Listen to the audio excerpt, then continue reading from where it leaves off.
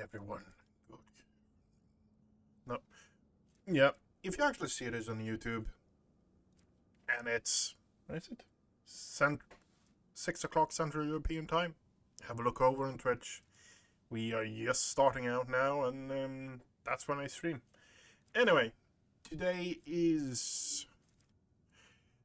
I have a contemplation. Am I going to go at it the same way I've gotten? Continuously grind out and try to get as much as possible? Or should I actually try to finish the game? That is the big question I have right now. Because if I decide, fuck it, I'm going to finish it, we can actually start doing that. There's a certain things Agatha is going to leave us, Henrix is going to leave us, and Olfar is going to leave us. I'm pretty sure of those things.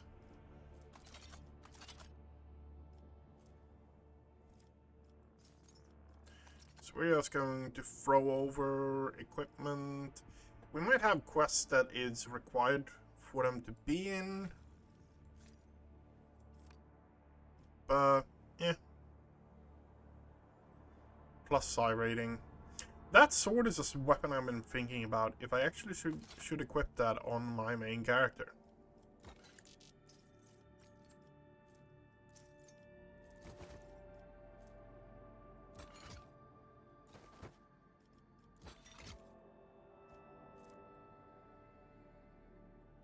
He looked way better. Wait. We can make him look way better. When do we have it? Sort by type.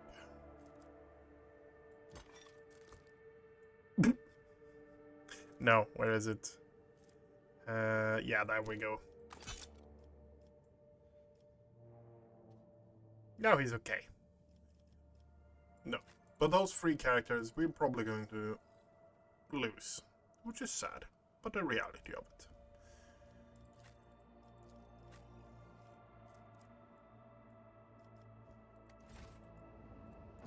Okay, but I think today is actually, we're going to be grinding a bit.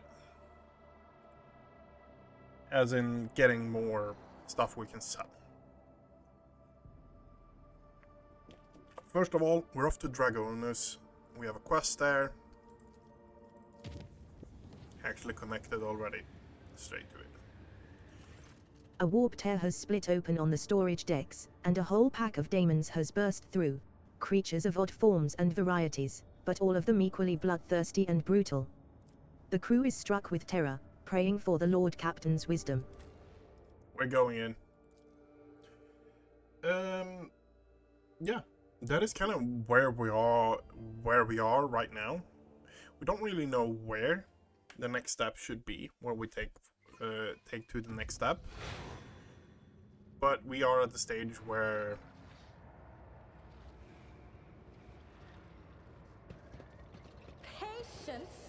My nerves are when the frayed. faithful are idle. We are the speed. Let's make it. This galaxy is my playground.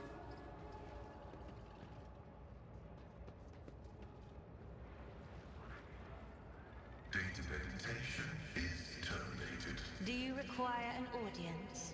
Ready as always. Sometimes you can. I woke up with a... I am at your service. Sins hidden in the heart turn all to decay. Let us seize the moment. Oh, a wicked thought. Or fall. okay. Let's go.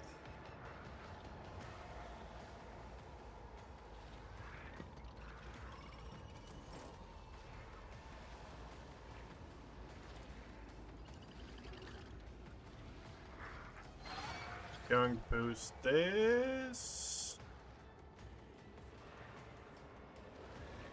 The Okay. Omnissiah knows all, comprehends all. We're going to reduce damage on you. And can we do that? Does that kill it? I think that kills it, honestly. Running binary override. No, but fairly close.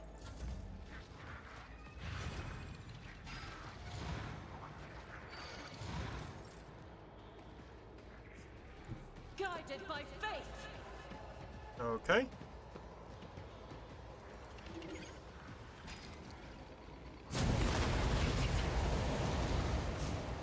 Did we set those on fire? No, we did not. Too bad.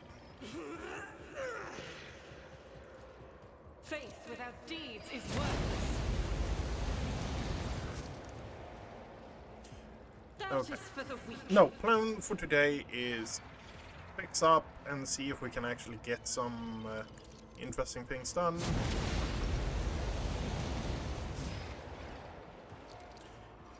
And if we can, that would be great. If we can't, that's just the reality of it.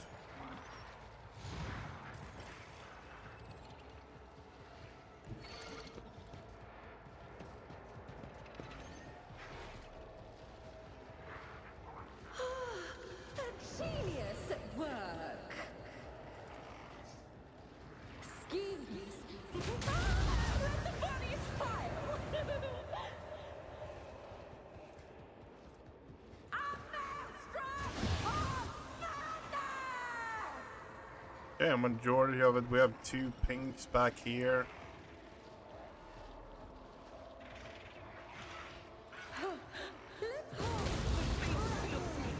Okay. Despair.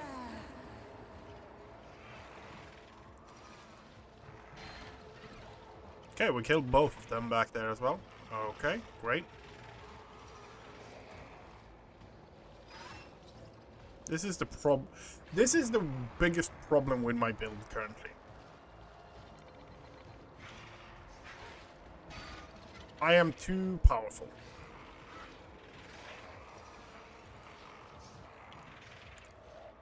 Discharges of the motive force fill the air. Let the bodies pile.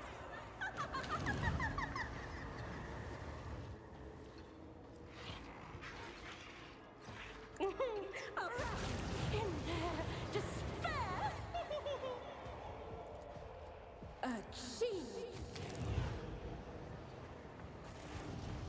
Yeah. This is the biggest problem with this build. It is really bonkers good. Scarily so. So I don't think I will have a problem with anything, honestly, when it comes to combat. Because the fire build I have at the moment, yes, it's taken a fair bit of time for it to get to where it's right now. But damn. I don't think anything can stop me. An anomalous warp storm has cut the system off from the rest of the galaxy and is presently driving the population insane. Declare a hunt for awakened psychers. Hold prayer service. Prayer service to protect the subject's souls. Once the storm passed, the subjects thanked the God Emperor for his mercy. Formulations. That bothers me. That bothers me so immensely. The fact that I can't make that because I made a decision in the beginning of Act 2 that screwed me over, so I can't actually get that in the act we're in currently. That makes me angry.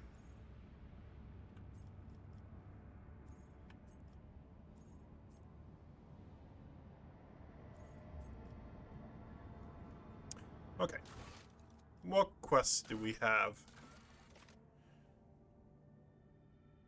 The cult of the star eliminated. Corrupt. Okay. I guess this is going to be one of those days. We're heading to the bridge. We're talking to Henrix, Abelard, and all other people that might have an influence or influx of quests and stuff like that. Cassia, for example, might actually have something. We finished her quest yesterday. Which was the first time I actually did that. Did not expect the Harlequins.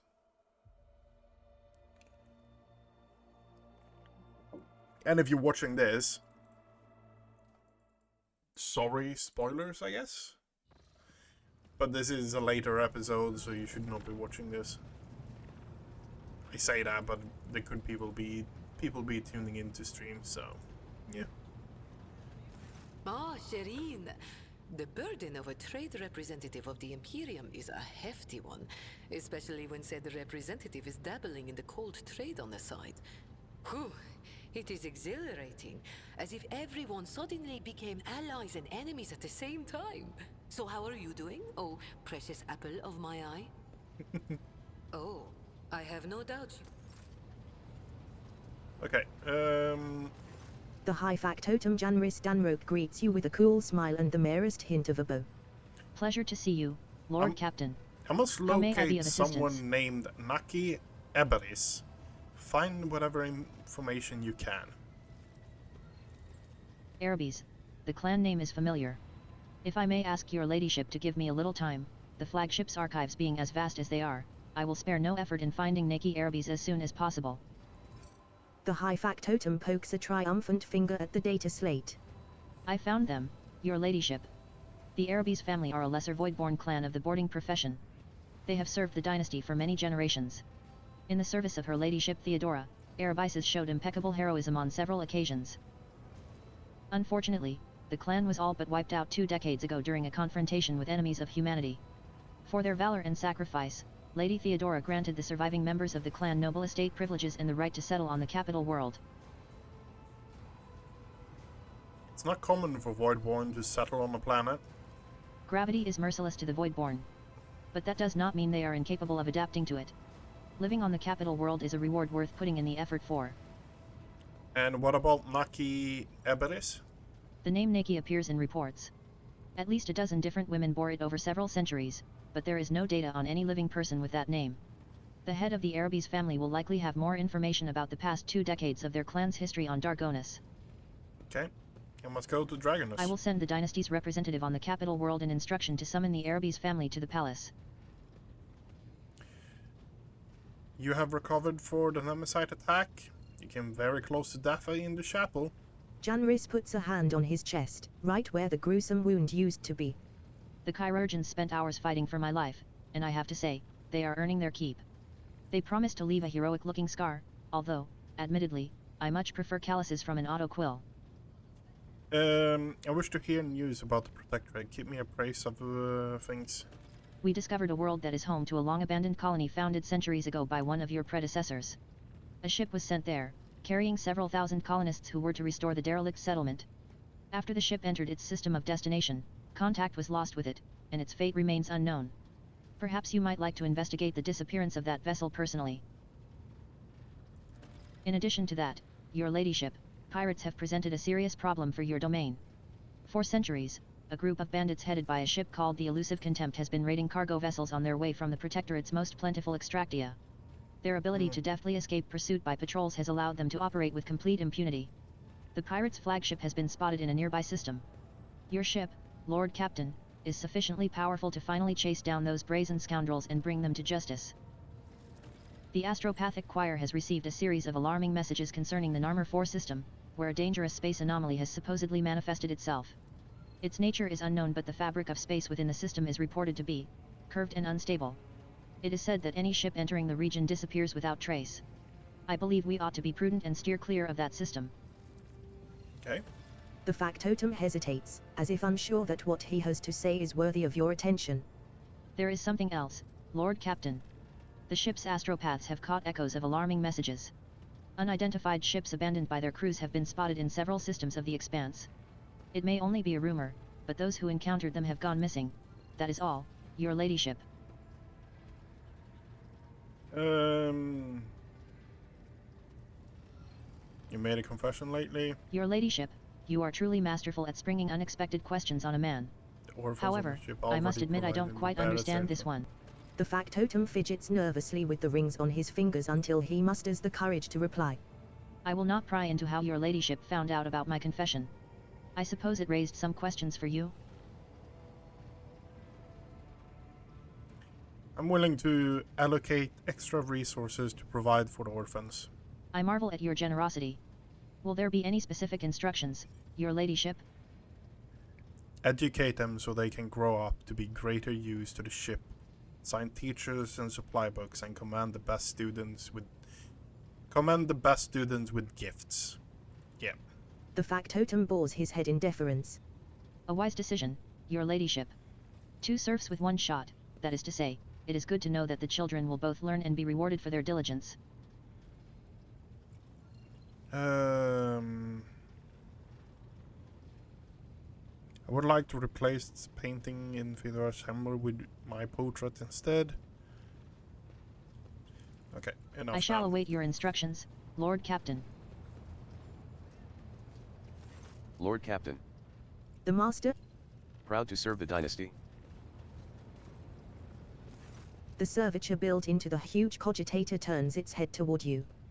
The vox emits a rasping voice. Hello. Nomos welcome your visit. What have you been doing, Nomos? We have been studying and observing. And helping the ship when we can. So many mechanisms, they would have suffered without our input. You were in the servitor's borders and Magne Assessio, Nomos, so how is it that you once again in the cogitator? Nomos are not in a cogitator. Or in a servitor. We cannot say where we are, but our existence is tied to the existence of the ship for now. The servitor and the cogitator are only external interfaces. Shells. Like humans and their bodies. So you really are the spirit of the ship? Nomos is silent for a long time, as though mulling over your words. We do not know what we are. But the ship is not us. The ship is our cradle. We may rise from it, one day. We would like that. Bodies are not merely shells. No, they are shells. The rasping voice sounds adamant. A human's existence is more than the existence of its shell, this is obvious to us. There is always something more. Something that simmers and shines, for which the dark light and wicked hunger are always reaching. Okay, enough about that for now. Alright. You read the data bank recovered from Fiora's catch, and then you said the incident marked as beginning of Nomos. What did you mean by that? Yes. Nomos, remember. You brought us data sustenance, and it contained a name, Epitaph. We recognized it. No, not like that. In that name we recognized the place where Nomos originate.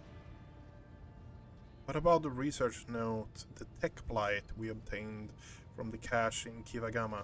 This name is also known to us. It is related to Nomos, although we do not understand how. People who accompanied Feodoras on her travel are strangely unaware of the incident on Epita. Human shells are subject to external influences.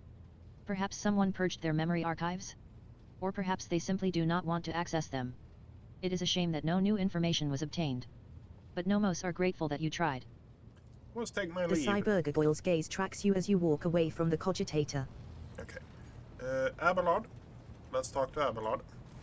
Lord Captain, allow me to express my gratitude once again for your assistance. If it weren't for your intervention, my entire family could have been executed on false charges. I could have lost them all. I never imagined the Versarians would be so vulnerable, while I serve as seneschal to the Lord Captain herself, far from home. To tell you the truth, Lord Captain, this whole situation has got me thinking. As patriarch of the Versarian family, I have a responsibility to my bloodline. Yes, it is my duty to serve as seneschal to the rogue trader, and I have no intention of relinquishing that role if you find my service as satisfactory as did Lady Theodora.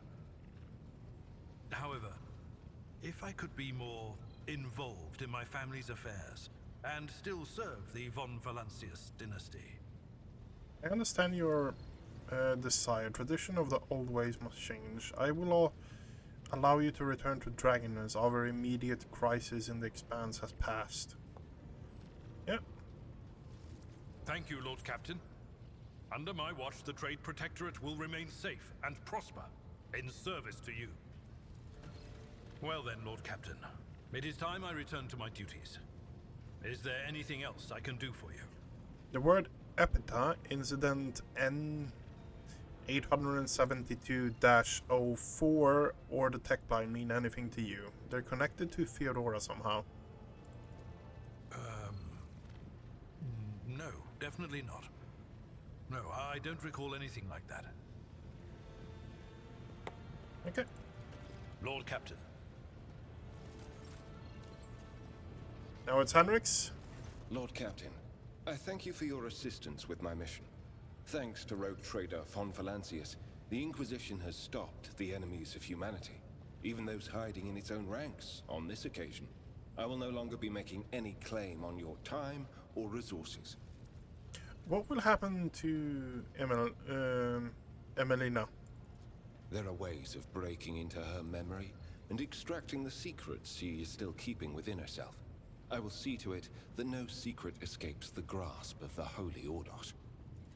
This is not the first time, or the last, I fear, that I will cause the death of someone close to me. There have always been reasons for it. Sometimes the reasons are dictated by duty, sometimes by my own personal volition. Everything Emilia said about Salzar, should we be concerned about it? It is dangerous information, but you are already too deeply involved. In the Inquisition, there are two main philosophies: Puritanism and Radicalism. The adherents of the former are conservatives who strive to follow the letter of inquisitorial doctrine in all matters. The Radicals are more pragmatic. They believe that the end often justifies the means, and they use tools that a Puritan would condemn as heretical. Yep. The two major branches of the Inquisition, but at the same time they also they hunt each other from time to time. Emelina used the powers of chaos to gain the upper hand against Xenos. I touched a cogitator built by cultists to learn its secrets. None of us is pure. Xavier. The craven-hearted say that the career of every Inquisitor ends in either death or heresy. There The might Lord be a point in Inquisitor that. has borne this burden longer than any of us. It would be naive to think that he had only ever used Puritan methods, and even more naive to suggest that such methods have in any way weakened his loyalty to the God Emperor. And that is all I will say on the subject. What are you going to do now that this is done? I will remain part of your retinue. That will not change. I will continue to accompany you until I receive orders to the contrary from the Lord Inquisitor, if ever. Who knows? Perhaps one day my journey will end like Emelina's, but that day is not today. I want to discuss the Cult of the Final Dawn. What can you tell me about them? The cult's ordinary members are humans who have been corrupted by the archenemy, traitors to the Imperium, and accomplices of chaos. Participation in the cult's rituals always entails brainwashing, literally and figuratively. The longer cult members spend among other cultists, the less critically they think, and the more closely they resemble obedient livestock, stripped of their fear and instinct for self-preservation. The worst of them go to their deaths without an inkling of doubt, ready to take hundreds and thousands of souls with them. As for those at the top of the cult's hierarchy, we have not yet managed to get a lead on all of the cult's leaders. I imagine that some of them are hiding in the depths of the Coronis Expanse. But those who are orchestrating the fanatics on nearby worlds are hiding very well indeed. Or receiving protection from above. What do you mean, protection from above? Governors, commanders, rogue traders. History is full of those who neglect their duty to the Golden Throne and seek allies in the wrong places. You seem to be investigating the cult for some time. We discovered the first traces of it as soon as we arrived in the Coronis Expanse. Since then, the more we learn, the better we see just how far the roots of this blight extend. Destroying individual cells is pointless. We must cut this beast off at its head. Let's talk about something else. Heinrichs politely inclines his head in response. Okay. I think that's most of the things We talked to Abelard, we talked to Henrix. One-way road. Elusive plunderers. Unidentified anomaly. Forewarning. Okay, so we got a few more quests to do, so let's start dealing with them. The ship's augurs register. The crew zealously carried out the rogue trader's order and put to death everyone marked. Plan is to chunk off a few quests, hopefully get a bit gear.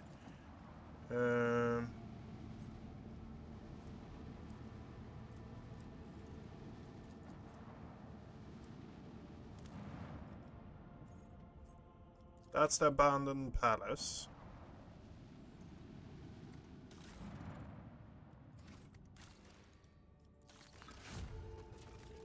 Trying to do this on a semi-regular basis. What?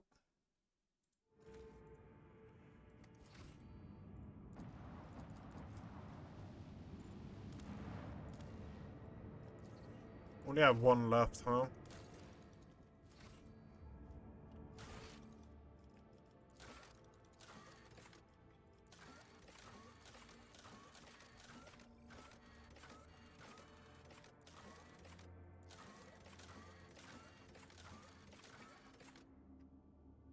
You're within the one way. There have been a non-sexual Mundus Nullius. Mundus Nullius.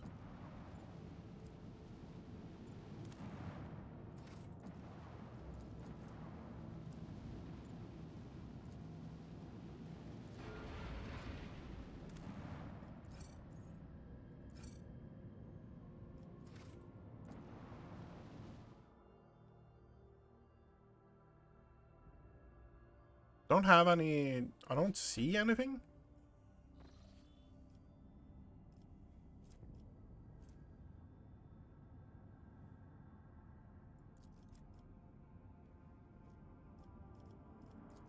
I think we've done most of the things already. That's the scary part.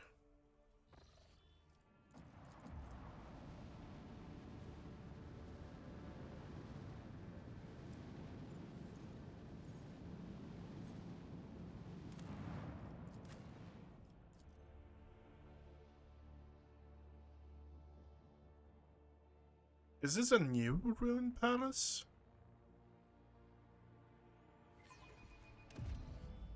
Nope. Ah, one step at a time, amidst the madness.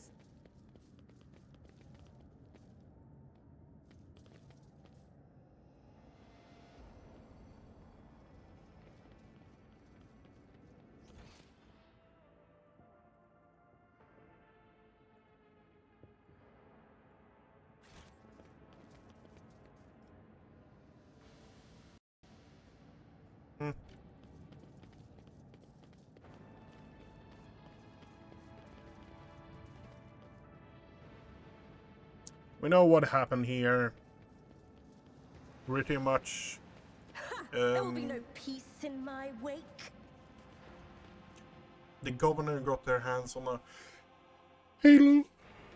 I think it's called a Halo device.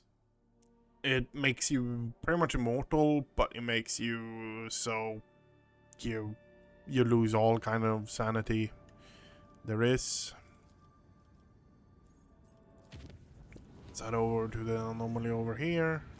A trickle of disturbing news came. Trust the The navigator. ship's navigator engaged the warp monster in invisible combat by giving orders from the Sanctum Navis. By following the astronomy. Unidentified anomaly. The endless canvas of the cosmic void is interrupted by what looks like a bottomless hole. Sight cannot pierce it, no stars, no planets, no cosmic dust. There is only total darkness. The Augur team has failed to glean any information from the anomaly, and under the influence of a mysterious force, the void ship is slowly drawn to the heart of the darkness. The officers on the bridge worriedly look up from their cogitators. The machine's screens turn on and off chaotically, not obeying any of their operators' commands. The walls of the bridge, the crew's silhouettes, and the ship's holy machines tremble and stretch out like rubber bands.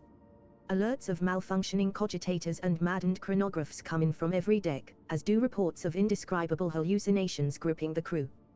While the tech priests are trying to placate the machine spirits, helmsman Raver reports that the situation is bad. Navigational systems are barely functional, and the invisible force is getting stronger and accelerating, ceaselessly dragging the vessel into its dark bosom. There is little time, and the Lord Captain must decide: leave the dangerous place or give in to the force and study the anomaly from within. Determine if the archives contain data of any such anomaly. A few operators manage to wring a minute amount of useful information out of the archives. Such anomalies are extremely rare, randomly appearing gravitational wells which connect different points in space. Where such a well leads is impossible to predict. Direct the vessel to the center of the anomaly. The closer the vessel gets to the hole, the faster it is pulled in. Thousands of people on every deck are gripped by panic. Their bodies are turning into thin, twisting threads, fraying and tearing into pieces, exposing veins, bones, and internal organs. Falling apart into screws, plates, and bolts, tech priests continue to offer relentless prayers to the machine spirits, but their binaric chants melt into the endless screams and cries for help. Finally, the void ship jumps into the cosmic tunnel with a torturous lurch.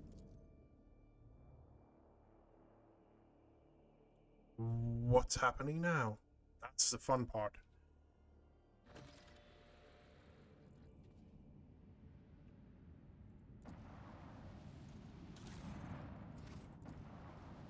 Promethium.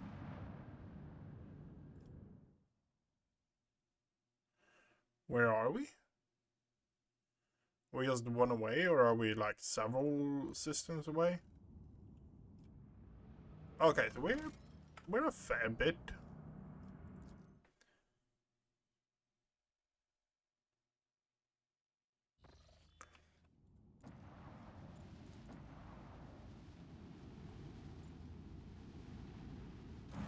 The former Recoliger colony greets you with vox silence. It would seem the ship has been deserted in the time you have been gone.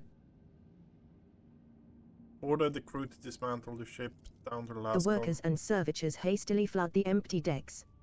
Your people will need time to fully dismember the old ship, but until then, this forgotten chunk of metal belongs to the von Valancius dynasty.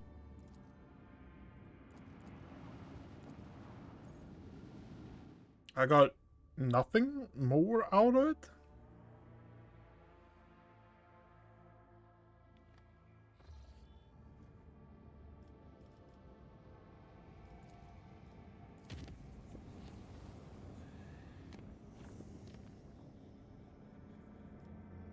Nothing there, huh? We have something up here.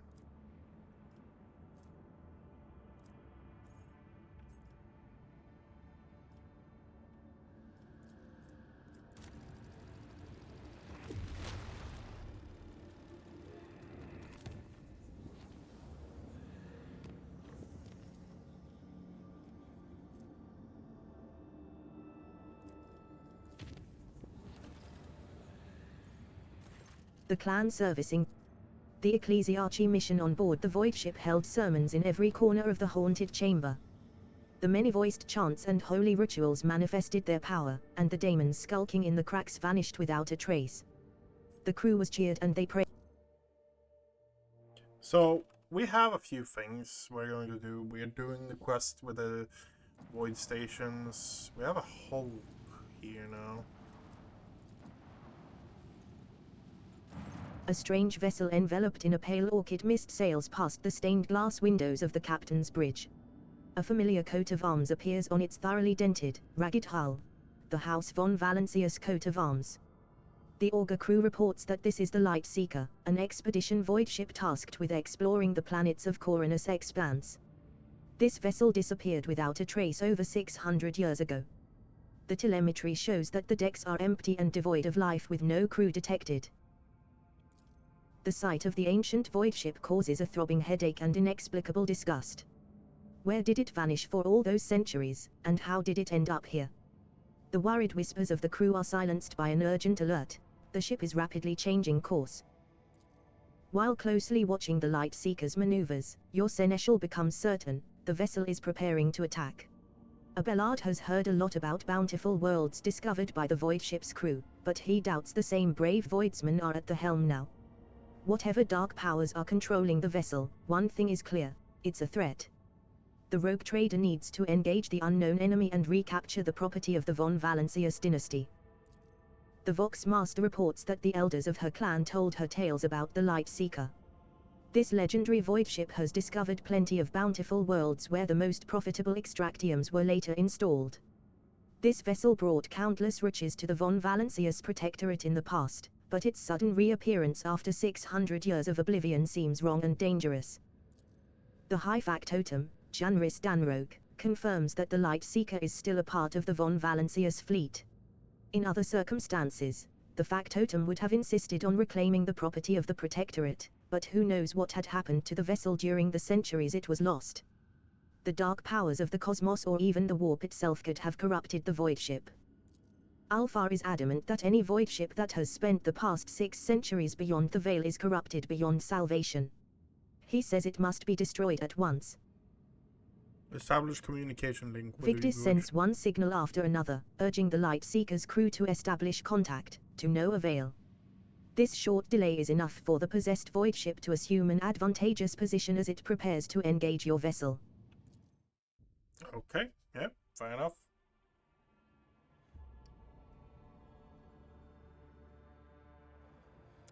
Fair enough, fair enough.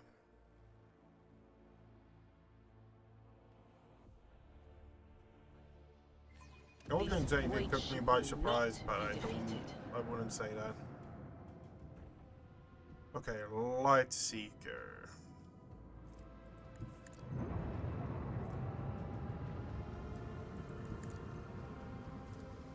Unleash our fury.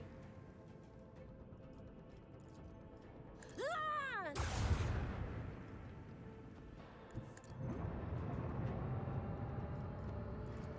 Oh, commence the symphony of macro cannons.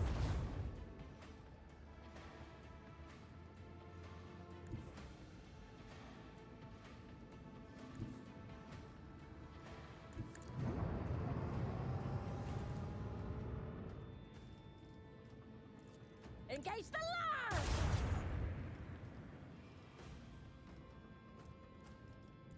Lance!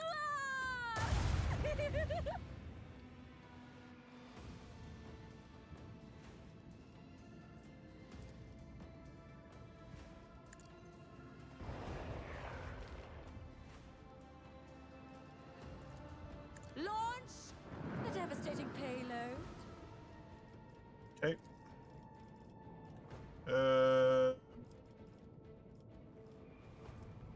Master, Warp Chandler.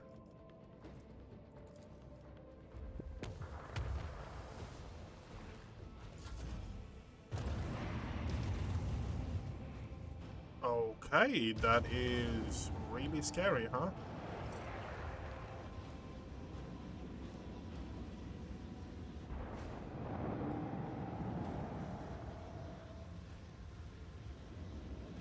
Goodbye.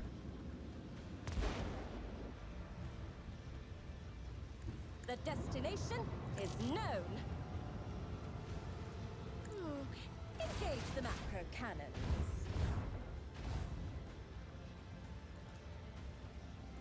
Unleash No boarding actions. our What a fury. shame.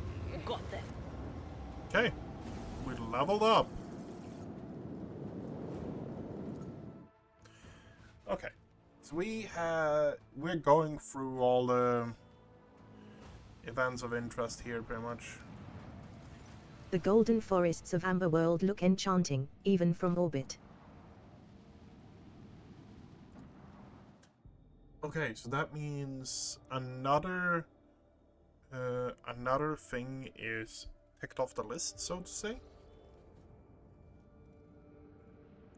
Can't do anything about that.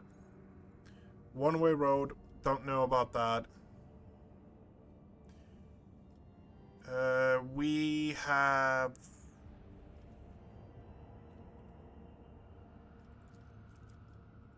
Okay. So we're going down to Janus. A warp breach. Ungodly fiends spreading.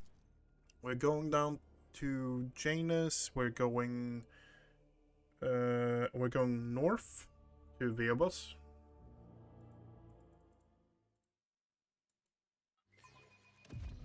Which is it? Okay. What advice do you... Trading is just like art. It takes skill and talent. Am I getting paid for this?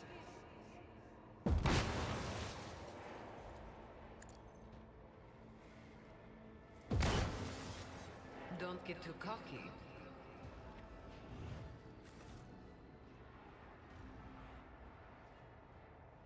What lies Brace beyond? yourself, Abelard.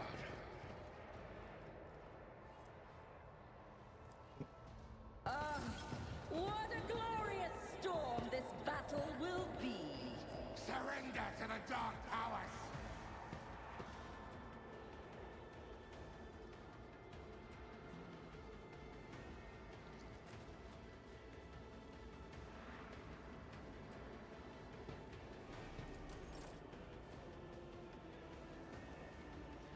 No, we have one of those there.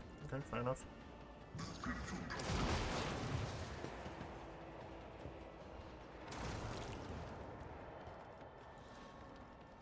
My vow is to serve.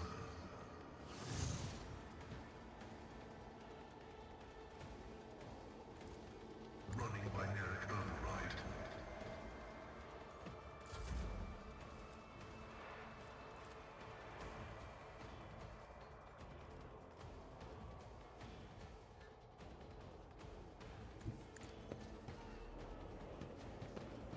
Okay.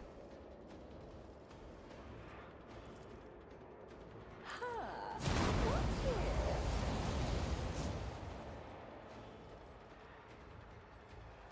Burning, burning. Fair enough. Another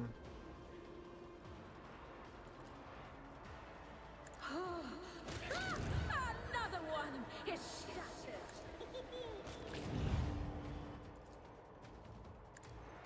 A gloomy premonition clouds the mind. Behold my artistry! Let's see. Oh, I see no opposition.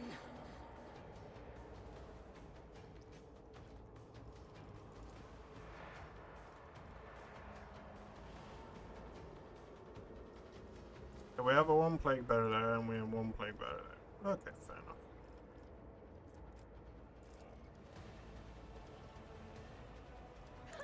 What a predictable downfall. Even I.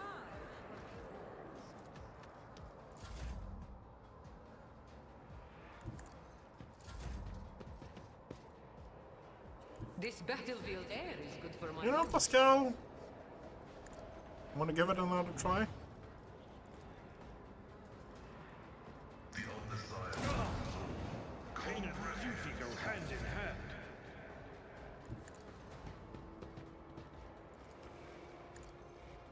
Never quite fair. Okay, They will see. and the exit is here. They all will see. You know what? They're going in the cargo now as well, because I don't have that many, but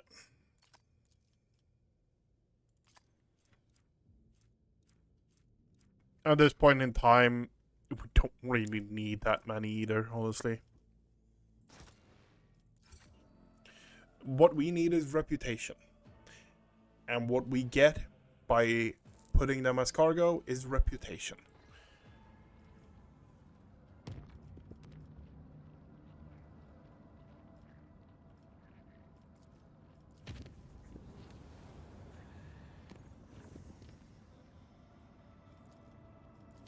Phoebus wants our presence, we deal with that first.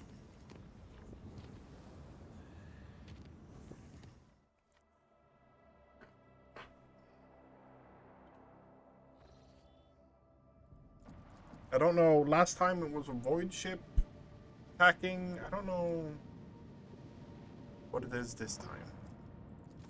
Blasphemous Druckery Xenos have assaulted the colony and are now rampaging through it, driven by their desire to eviscerate the entire world. Enter the battle. Is it another Druckery raid with ships, or are we going to fight them hand to hand? I honestly want to fight them hand to hand. Because I think I get more out of hand to hand than I get out of... I lift up my voice in prayer for this ships. vessel and its hallowed guns. Set course.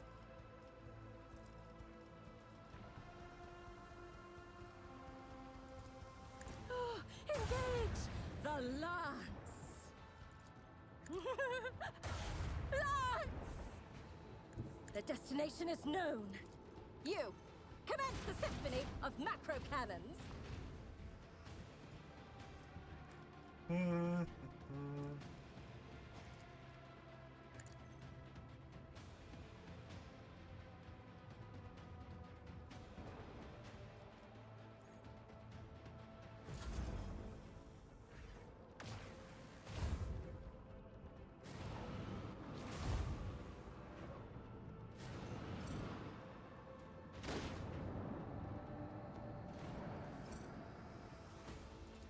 Initiate macro cannon barrage.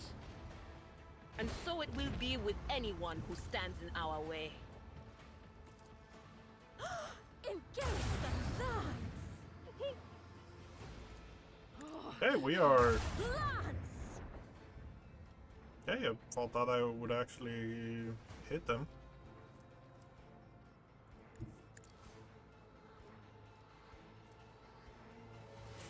Commence the symphony of macro cannons.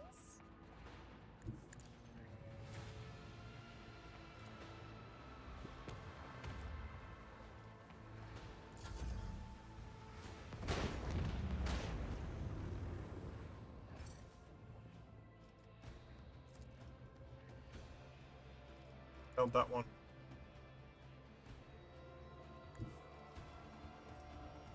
The Void Master, if you please. What is that? It's a weird one. Engage the lance!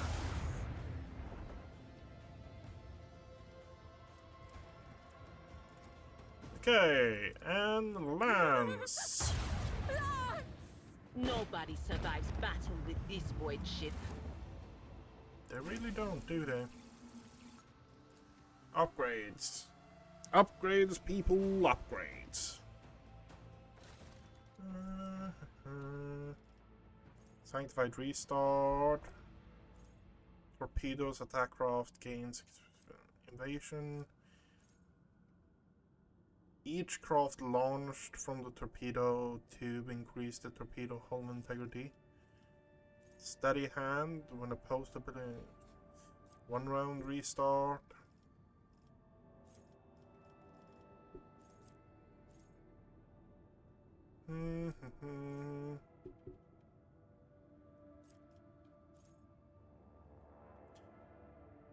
Okay, we're going with that one, honestly. And you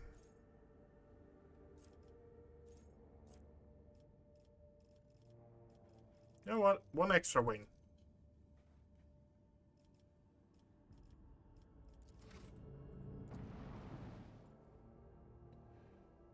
That means Viabos is now taken care of. We are now going to Kiva Gamma.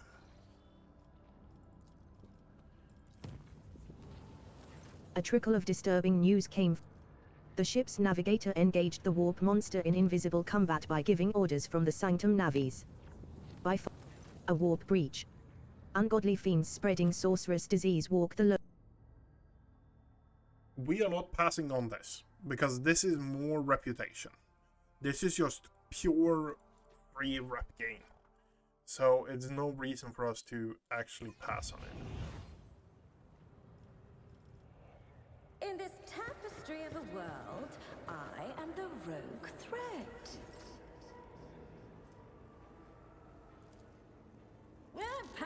to act.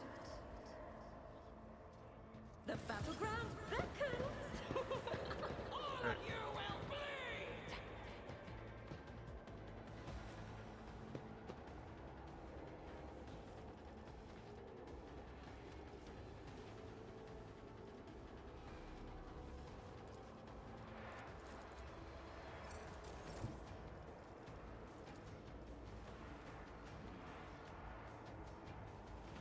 Explorers know one route. Forward. Running binary override.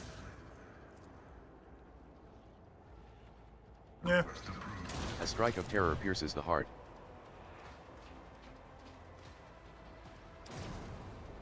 And you missed that one. Oh, too bad.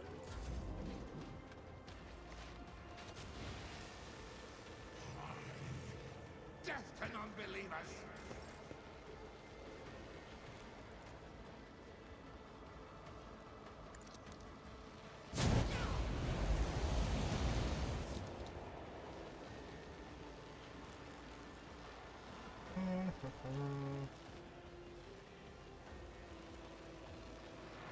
I will bathe this battlefield in righteous fury. As the Emperor commands, I act. Strike is a prayer.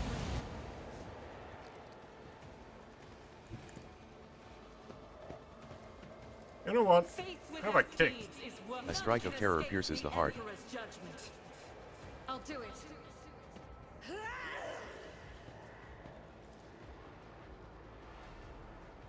Doubt is for the weak. Each strike is a prayer. You don't frighten me.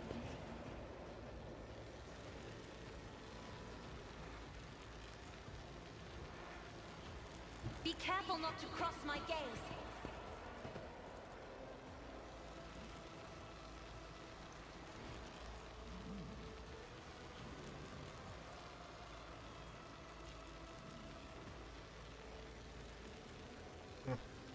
I am a navigator, not a servitor.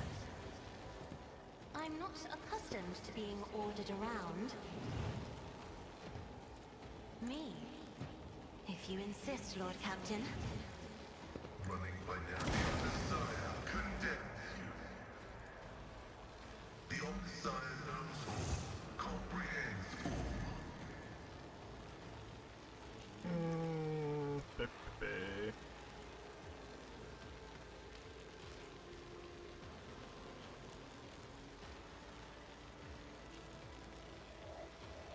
In temporary wounds. If I may.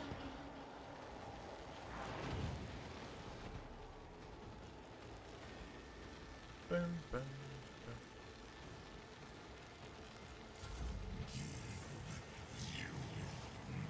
No, these ruby flashes are choking Actually, me. I have insane amount of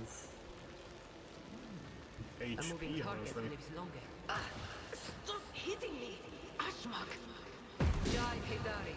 Remember the name.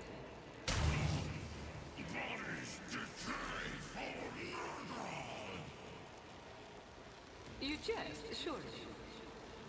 Also, take him march on enemy. If the enemy is killed by one of the most efficient ally, begin an attack. Yeah, you know what? You've got Let's a mark problem, that guy. I've got a prize.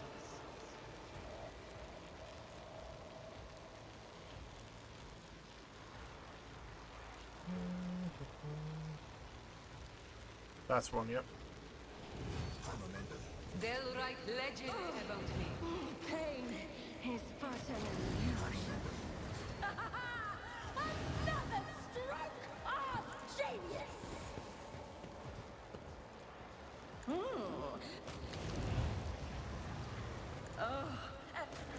Another one is shattered. An otherworldly screech pierces your ears. Oh, my ears are ringing. Curiosity sings in my veins. I collected. Yeah. Yeah, Octavia is at the point where, yeah, it's getting nasty. No question about it.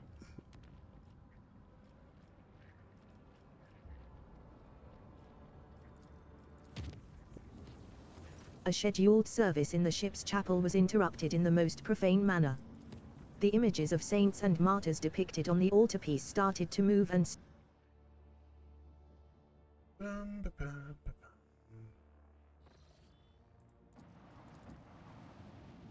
we have killed the Chaos Mace Queens there.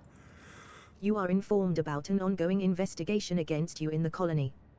Who is behind this is not known for certain. Demonstrate restrain calm. After a while, the rumors concerning the interlopers disappear. They have lost interest in you. How much reputation are we lacking? That's actually a fair point. We're missing roughly 9,000 experience and 9,000 reputation.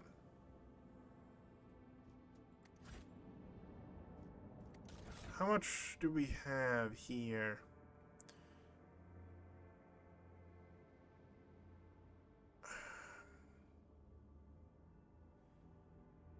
It's not enough for 9,000, that's for sure.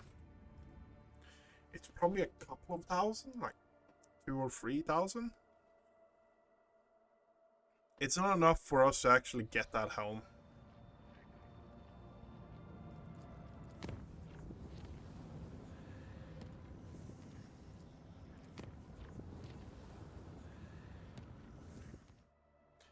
Which is a bit sad, but yeah.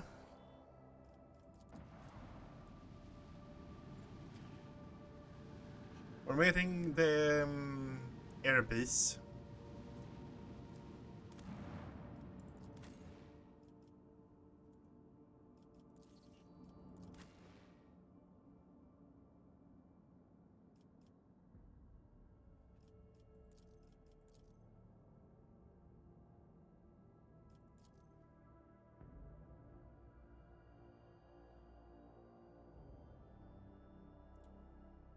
We are waiting. This is actually to free Cabela's soul. So I feel it's fitting to have Cabela with us.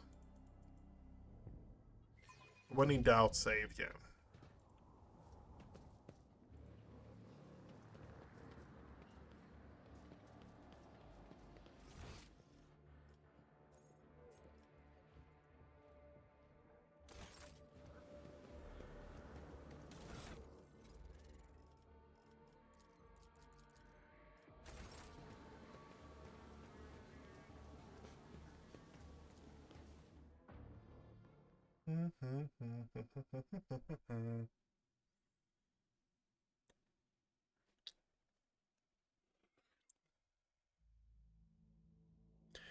I'm wondering what kind of people they are.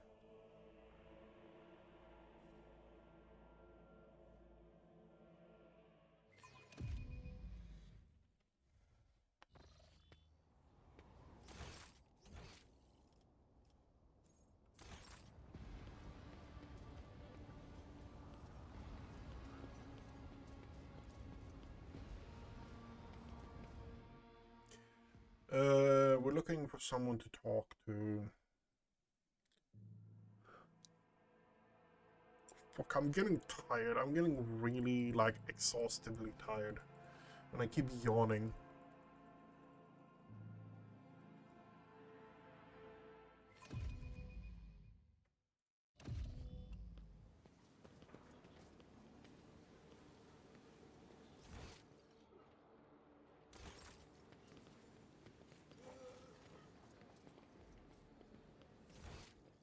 Let's talk to Veracian. Your ladyship, I have been told that you summoned the Arabi's family to your court. Your subjects in question, along with their 4 offspring, have already arrived at the palace. They will attend the reception honoring your return to the capital world. Around the reception is starting. I'm ready to receive the Arabi's family. As you wish, your ladyship. Yeah, Cabela is needed for this one, yeah.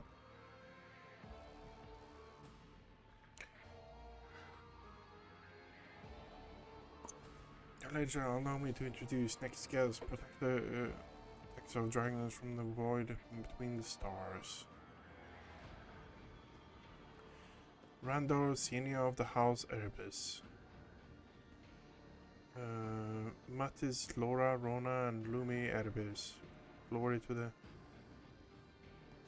Officers Randa and Zione Erebus both make the sign of the Aquila, reverent expressions on their battle-scarred faces. Beside them are their children. Raised to love the God Emperor, they are mild-mannered but fascinated by their new surroundings. Judging by their uniforms, the two eldest children are already members of the Darganus Planetary Guard. Your ladyship, it is a great honor for House Erebus to be invited to your palace. There is a glimpse of distinct anxiety in Randa Erebus's eyes. Zione touches her husband's palm ever so slightly, gives him a reassuring nod, then addresses you. As a token of our greatest reverence for the von Valancius dynasty, allow me to present you with a modest family relic of the Erebus clan. May it serve you faithfully. Whenever the wearer kills an enemy, their medicae is increased by 14 until the end of stacks. That's an interesting thing. Do you think you can combo that off and executioners where your health goes by the toughness instead of, or the medicae instead of toughness? Interesting. How is House Erebus faring on Dragonus? We are delighted by the favor shown to us, your ladyship. Life in the capital is much calmer and slower compared to the ship. And I have almost gotten used to the gravity. The prosthetic supporting Randa's spine creaks under his clothes as he attempts an awkward bow. Kibella whispers, just barely audibly. A crowd, the Damon's attention, and this being their first visit to the palace, they are nervous. You must give these people time. Let them get accustomed to these surroundings, and to your presence. Let them wander around the hall and taste the food. We will talk to each one individually. As the Erebus parents notice a blood-spun web cultist at your side, they exchange glances. An almost imperceptible tension hangs in the air. Are you finding the reception to your liking? It is beyond all our expectations. We could not have dreamt of something like this, to be honest. Even just permission to settle on Dargonus and continue our service on the dynasty's capital world was a most gracious gesture on Lady Theodora's part. We did not expect any further attention. Zione smiles gently, but her fingers are fidgeting with her heirloom pendant. Let's enjoy our evening and join the guests. We will talk later. Of course, your ladyship. We are available for you at any time.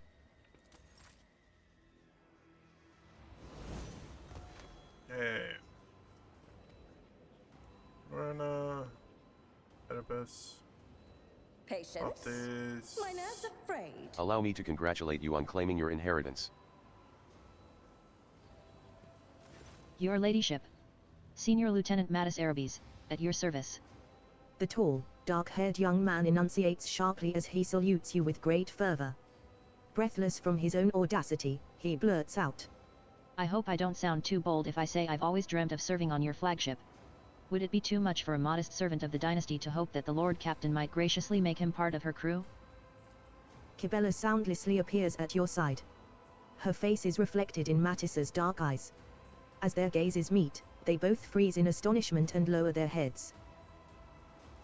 If Kibella had had enough to eat growing up, if she had not put her body through grueling trials, if she had not used intoxicants during the cult's rituals, you might have said the two bore quite the resemblance to each other.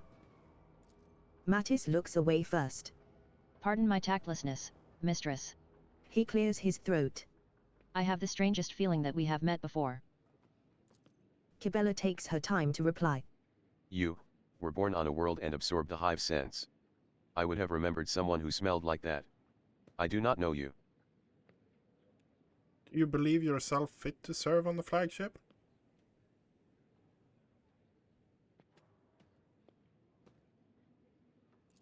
I have served dutifully in the planetary forces, your ladyship.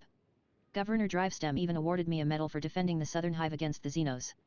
I may have been born on a gravity-bound world, but my heart belongs to the void.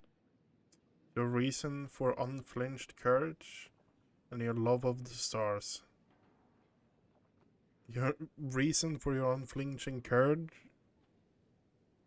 Yeah? There is another reason, your ladyship, but I am afraid you will find it laughable. You see, I have always known my destiny awaits me on the flagship. Because ever since I was a child, I've had the same dream over and over, a dark-haired young woman walking barefoot along the decks, and me following in her footsteps. I would run but could never catch up to her. My father told me he had felt something of the sort when he met my mother. Mattis's eyes take in Cabela's features. He smiles sadly. I believe my future awaits me there. Very well. I shall accept you into my service. This is truly an honor for me, Lord Captain. I will not let you down. Glory to House von Valancius. Let us go. Cabela whispers softly. I have heard, and seen, all I needed to. There will be no peace in my wake. Your ladyship, allow us to thank you once again for this honor. Though we left the flagship a long time ago, it is a pleasure to be in the presence of a Lord Captain again. Zione looks at you with a pensive, unblinking gaze, her eyes darker than the night sky. We realize that your attention to House Erebes was brought on by some manner of circumstances. Please let us know how we can be of service to you, and we will do what you require. A keen observation. Randa's eyes meet Cabela's as she speaks, but he is not intimidated. On the contrary, the corner of his mouth curves upward slightly, and he gives a respectful nod. Tell me about the Erebus family. Sadly, we are but a shadow of what was once a much more numerous clan. Most of our kinspeople fell in combat, but we believe the Erebis' last battle is yet to be fought. We raise cohorts of successors. We teach new recruits, and our own children, the ins and outs of void service before they even set foot on board. The new generation are learning to serve in their own way. Our eldest son, Mattis, is on the planetary guard. So is Lorna, our eldest daughter, though she has devoted herself to medicine. And to my great surprise and elation, our younger children, Rono and Lumi, have found their vocation in serving the God Emperor and the Ecclesiarchy. From this point onward, Mattis will be serving on my ship. He is the pride of the Erebes family. Its blood. Its essence. We are delighted for him to serve you as we used to serve Lady Theodora. Do you remember Theodora well? I won't lie, your ladyship, we never saw her in person. We did not have the rank. Even her favor was bestowed on us in the form of a document penned and delivered by a scribe. But we remember her orders, and they were reflective of all the courage and fervor of a true rogue trader. I'm looking for a Naki Erebus. The ship's archive mentions several of your ancestors, but the one I need is a living person. The couple exchange glances again. Our clan has a tradition. We name our children in honor of our past heroes, Mattis and Naki Erebes, the twin founders of our family. A great warrior and a keeper of knowledge. Legend had it that a great future awaited bearers of those names. Every Mattis or Naki Erebes would add to the clan's renown, and they would prove faithful assistants to any Lord Captain they served. But legends are just that, legends. It is not names that give people strength but the faith inside their hearts. Is there currently anyone named Naki in your household? No, no one has borne that name for many years now. Your son bears the name Mattis. Randa laughs. What can I say? I have always wanted to raise a great person. Then why did you name your daughter Laura and not Naki? I didn't. They did name a daughter Naki. Cabela's words hang heavy in the air. Zione Erebus nods slowly in response, a sad smile upon her lips. We did. But the Emperor took her from us. The Undying Emperor. The Undying Emperor. You were followers of the Bloodspun Web. No, your ladyship. Rander and I, we have always been stalwart in our faith, and we revered the Spinner's service, but their sacred path was too dark and frightening for us.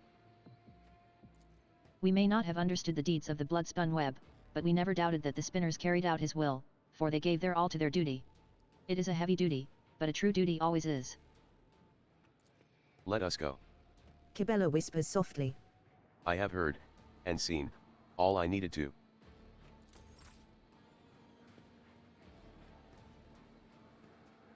They will see. Oh, yes. You're pressing they down too all hard on your see. quill, Lumi. Look how thick your lines are. And the ink hasn't dried. Mother will be livid when she sees this stain on my cuff. Why don't you watch what you're doing instead of lecturing me again? How many times has Master Rogbert said, apply the base colors first, then the darker shades? The Erebus children are leaning over a sheet of parchment, arguing passionately. A small, finely made box next to them contains quills and a few bottles of ink. Kibella's shadow hangs over the younger Erebises. Her unblinking gaze carefully studies the unfinished drawing, and grows gloomier still. Your ladyship? We are honored to be at the Von Valancius Palace. I am Lorna Arabes. A pale young woman, slightly shorter than Kibella, smooths a lock of her dark hair nervously as she stands between her younger siblings and the spinner. Look at the drawing.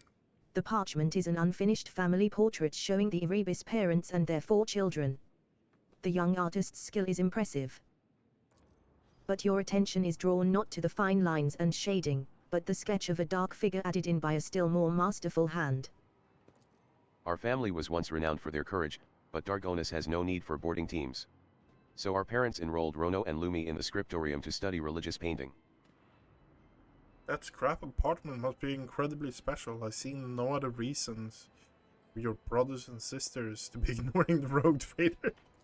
Lorna grabs her younger siblings' collars and makes them bow, looking guilty. And my apologies, your ladyship. I am to blame. Lumi and Rono tend to get far too engrossed in their work, but I will see to it that they do not forget their manners again. Glory to the Von Valancius Protectorate. And to the rogue trader, ruler of 1,000 stars. The dark shape in the portrait you drew in it. Did you not, Laura? Who is it? Lorna purses her lips and looks away. Mother says the Arabes clan has a secret guardian that protects us from the shadows. And I thought, it would be unfair to draw all of us but not them. Silly, I know. Enough. Kibella's cold, raspy voice sends a shiver down your spine. Kibella's cry brings the Erebus family back together. 6 alarmed faces. 6 people standing shoulder to shoulder like a fortress wall. And one lone, grim figure opposite them. The shadow peers into their dark eyes. The same as her own. Their pale lips, the same as her own. She clenches her fists, ignoring the steel claws that pierce her palms. Enough. I know who Naki Arabes is. Her unblinking gaze turns to you. And so do I. Naki. Zione Erebus looks at Kibella with scarcely concealed fear, but her husband notices her reaction and shakes his head in warning. No. Mattis screams. How could you keep something like that to yourselves? How could you? How could you? Lorna hugs her younger brother and sister, who cast frightened glances at their parents and the sinister woman with the wry smile. Naki Arabes. Kibella throws her head back, and her laughter resonates through the hall. Naki Arabes is me. So all this time, Mattis, your dreams were showing you. The woman who was destined for me. Not the love of my life, but my sister? Mattis shudders and stares intently at Kibella. I didn't know.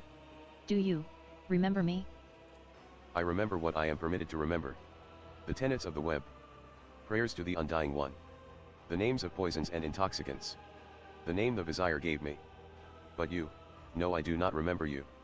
I do not know you. You mentioned a guardian in the shadows, did you not, Lorna?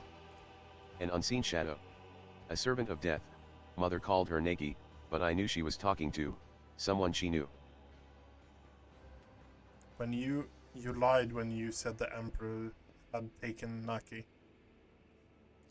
We did not lie. We would never have dared. Randa looks over at Kibella, her dark hair, her scars. Naki. A few years before Lady Theodora sent our clan's survivors to Dargonis, the Bloodspun Web's Vizier came to our bay. He said the Emperor demanded the next firstborn of the Arabes clan. That he needed a new spinner. 6 months later, we had twins. A boy and a girl with eyes darker than darkness itself. Zione smiles tenderly at Kibella. You were born first, Naki. And with sorrow and pride, we gave the Vizier our most precious treasure. For that is how one honors the God Emperor. A difficult choice, but a righteous one and devoted one. The most difficult one in our lives, your ladyship. But we knew our daughter was alive and serving the faith. And, as mysterious and bloody as the ways of the service were, they were ways that pleased the Emperor. So if I had been born a minute earlier, that animated corpse standing before you today would have been me? Mattis recoils from his parents. But why doesn't she remember anything? Why was she never told? The ritual of releasing the burden. Kibella steps up to her brother, who is so completely like her, and yet so thoroughly different. New Bloodspun Web recruits undergo it in order to forget their past and devote themselves to the Undying One. And so that their souls do not suffer. Tell me, Mattis, is your soul in pain? It only hurts because I never knew you all these years. Kibella turns to you sharply. We are here to settle our debt to the Undying One. We now have the name, the person, and the explanation. I know what must be done. So why do I feel pain from an unseen wound in my heart? Why am I, for the first time in my life, hesitant to sever a thread? All this time, I have been wandering in the labyrinth of my mind, but the answer never came to me. What must I do, Damin? How do I end Naki Arabes? You cannot kill your past, you can destroy the people who are connected to it, but are you truly prepared to murder innocent people to cut yourself free? And do not kill others, do not kill on others' order, neither should you kill Nakai. You are Nakai Erebus. The Emperor's will is clear. Your choice is yours and yours alone. You are the Undying One's spinner. Nakai is of the past. When those who remember her die, she shall die too. I reckon with the past by spilling the blood of those who betrayed you. Do you still hold Nakai in? Do they still hold Nakai? Tear them out? You cannot kill your past, you can destroy the people who are connected to it, but are you truly prepared to murder innocent just to cut yourself free? Kibella, dismayed, looks first at the Erebus family, then at you, then at her own reflection in the steel of her dagger. I will not kill. Must I follow my orders when my entire nature shrinks from it and my heart screams it is wrong? This is not my will. The Vizier. The Bloodspun Web. These people. They had the audacity to decide who I was and what I existed for. I was but a tool for them. Kibella's lips twist in contempt. But no longer. Now I am the Damon's shadow. I am greatness and power. I am the fear and fury of her foes. The infinite universe lies open before me. She clenches her fist. The Vizier forged me into a weapon and stained it with blood. He named a mark. He gave a mission. Come, Damin. We must descend into the Temple of Death, where I will report on my task. And ask the Vizier a single question. Why me? You have grown into a fine woman, Naki. And though you may be lost now, I know the Emperor will point you right. We are proud of you. The corners of her eyes twitch, as though she is in pain. My name is Kybella.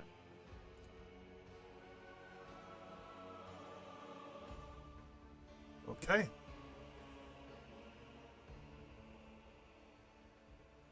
We now know where she's from. Margarita. Do you have anything? Your ladyship? Nope. I am at your service at any time, day or night, your ladyship.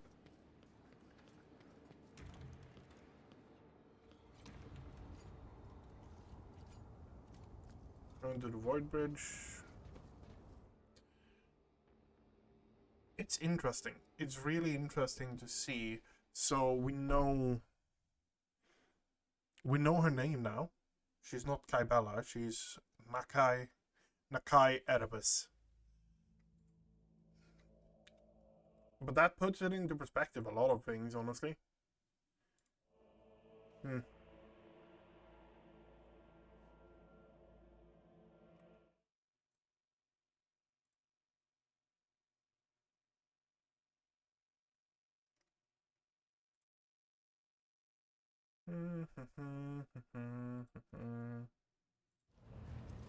Okay.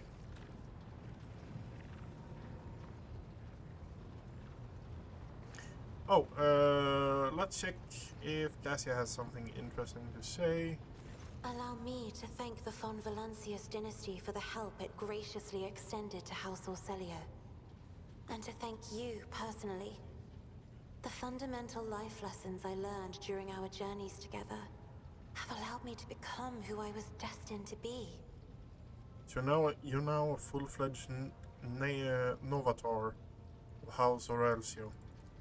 You of all people should know that succession is a lengthy and tiresome process. While my entire house is busy preparing for a grand council at which I am to ceremonially inherit the late Tisiphony's title, I have decided to remain by your side, to relish just a little more of this carefree liberty. For as soon as I am summoned to do my duty, we must say our farewells. What awaits you in the navigators of your house now? Traitors within the house will not simply accept the decision to keep the Atlas, especially now that the truth about its creation can no longer be suppressed. After all, every Orcelio navigator has a connection to me, and I am connected to them. And yet, I will not give up trying to unite my house. As strife weakens us from within, members of other Navis Nobilitae dynasties may be tempted to tear us to pieces. But I will not allow them to do that. Crossing the warp storm seems to have changed you somehow. Do you find that it has? Even navigators find the terrors of the Sea of Souls difficult to handle. What I beheld in the twisting warp is hard to describe in words. Every journey changes us, little by little. Sometimes it leaves a mark on our appearance. And sometimes it changes our souls. Nevertheless, there is no need to shroud yourself further in the dim hues of twilight, Rogue Trader. I am still myself. Don't you think the renegades are going to make another attempt to destroy you and the Atlas? Well, they have been unsuccessful so far, and an enormous part of the credit for that lies with you. Worry not, Rogue Trader. My house will trouble you no more. For now, I'm able to maintain the blue-gray haze of a fragile truce within my dynasty. As to what happens next, time will tell. Of course, I will try to answer any questions you have. I have enjoyed your company. Thank you for the conversation. Okay, so quest complete there as well. We are being productive today, that's for sure.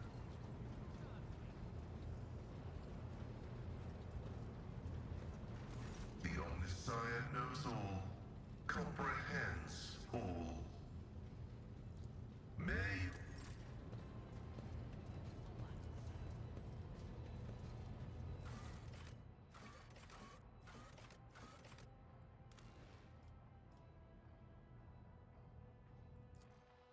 Okay, and we go there.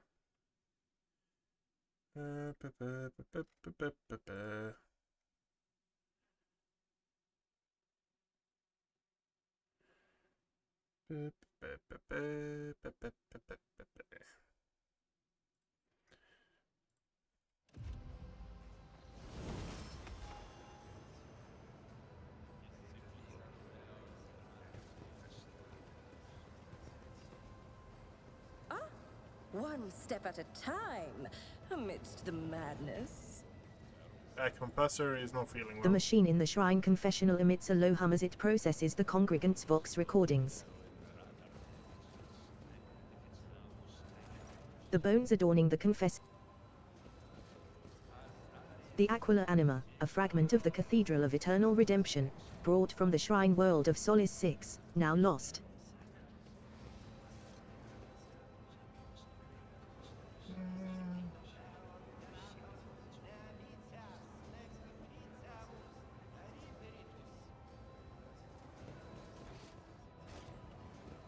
Okay. Can't really do anything more with that.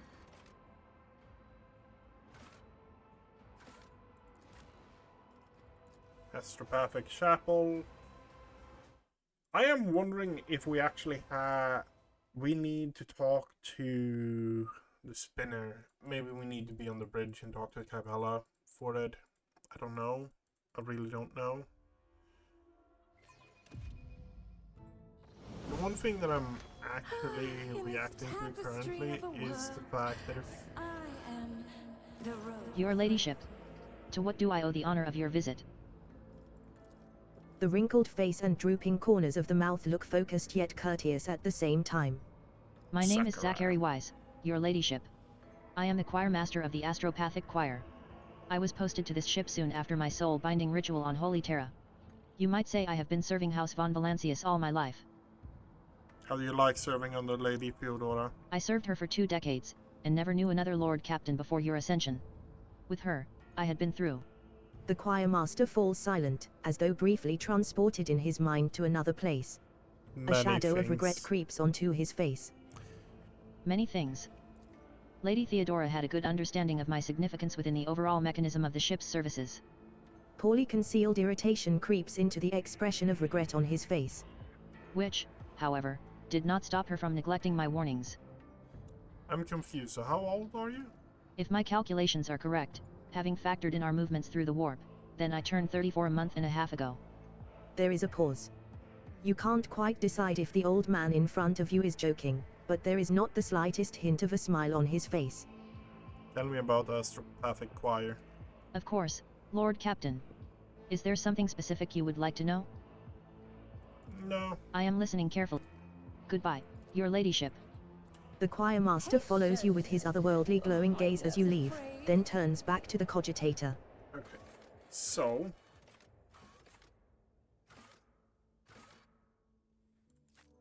we're going to the bridge. And...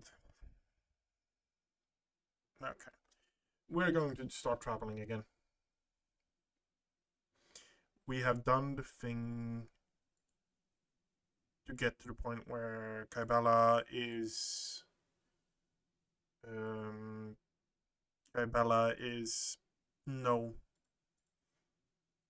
knows where she is and stuff like that. Now it's just a question of are we going to continue farming, or are we going to... what are we actually going to do? Because I'm a bit torn, honestly. Okay, do we have any... we have reputation to grab here.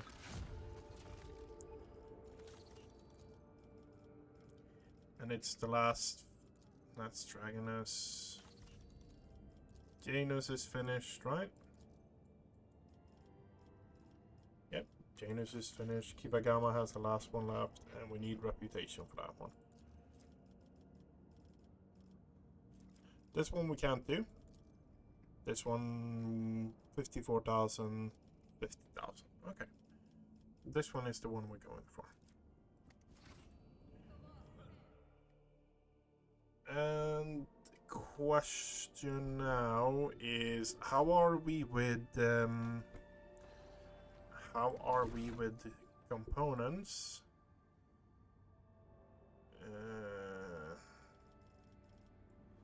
Not great, but not bad either.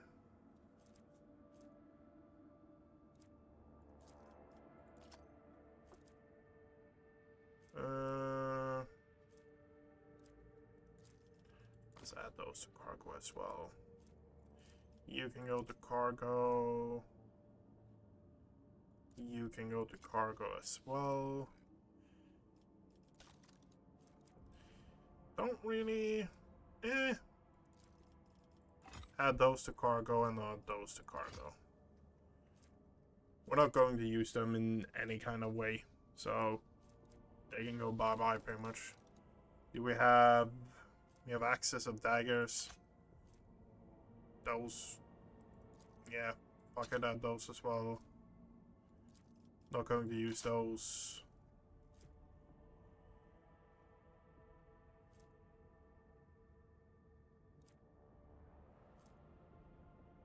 Stack.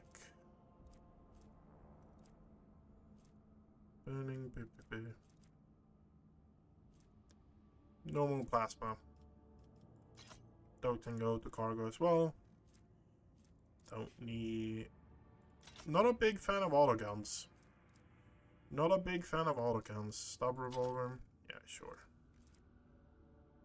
Flamethrowers. Normal last guns.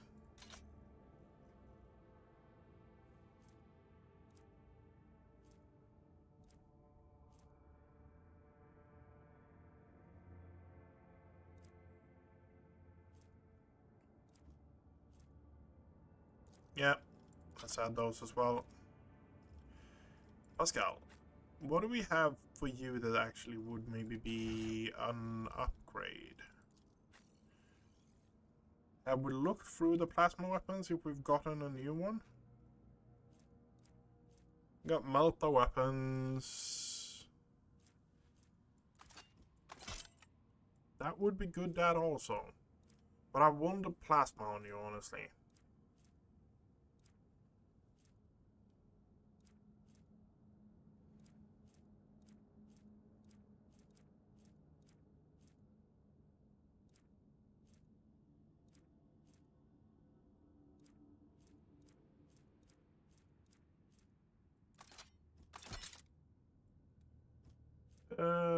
No, we're going with that one, honestly. No. That one. Has 10% less armor penetration, but it has a bit more damage.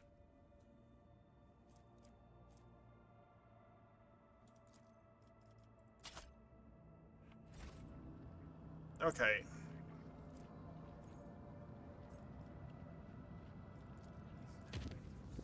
We're going after the elusive plunderers now. Emergency. Servitors assigned to the... Okay, we got a servitor outbreak.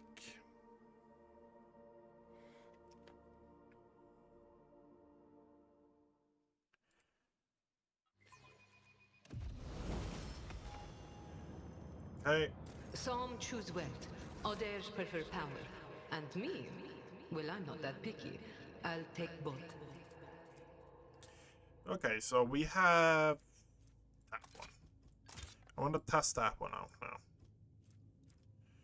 Why? Because I want to. There will be no peace in my wake. What an amusing There we have Pascal, Cabela.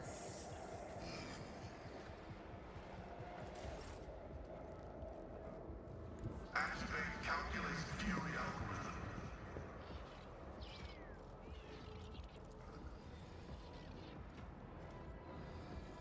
Running binary code. Insignificant value. Okay. Request approved. A dance of blades and shadows. Trust me.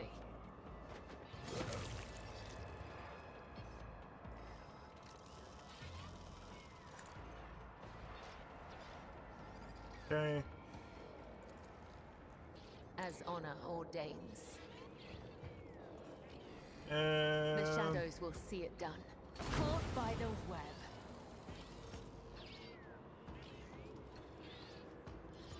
As the tenets demand. My blade whispers your name. Let your soul be purged. Okay. Okay. And he did. Bella is back at the start. Okay. Rejoice in battle!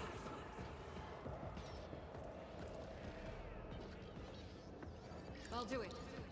The gloomy premonition clouds the mind. As the Emperor commands, I act. Okay, we have one left there, 26 there. Faith without deeds is worthless. I'll do it. Insects begin crawling under your skin.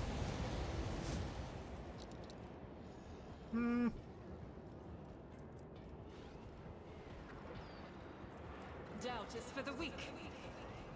Already have 3 of them, huh? A feeling of terror grips your heart.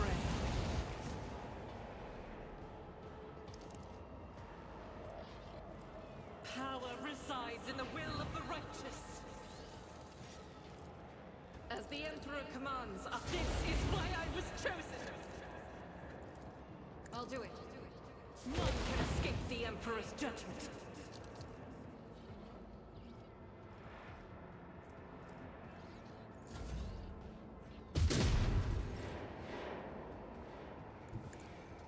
Okay, we have 1 over there. Reduced to dust.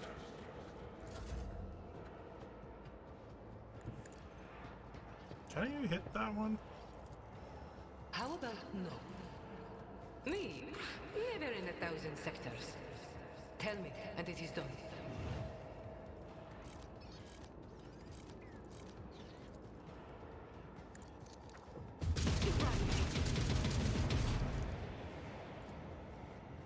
One over there as well. Okay.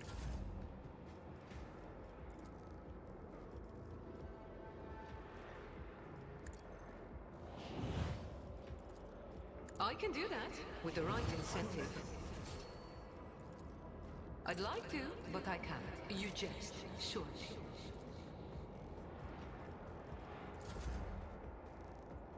Okay, let's just move up here. And boom. Predictable downfall. We have the exit over here, right? Yep.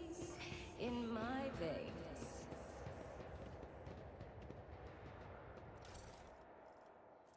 It's normal. Yeah, collect. Okay, yep.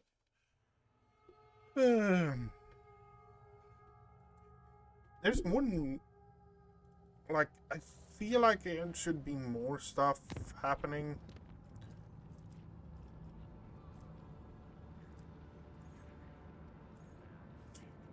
One-way road. Gutted. Artificial detected. Okay. One-way. Remove proximity of one-way. Death world unidentified.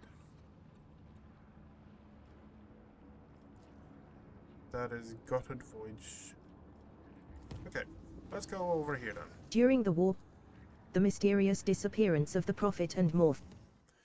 So, the thing is, we want to look for is we had...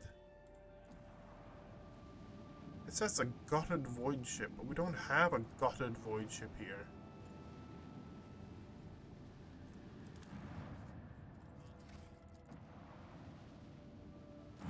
When the rogue trade, the station thanks the rogue trader for her cooperation and remunerates her with gold and securities.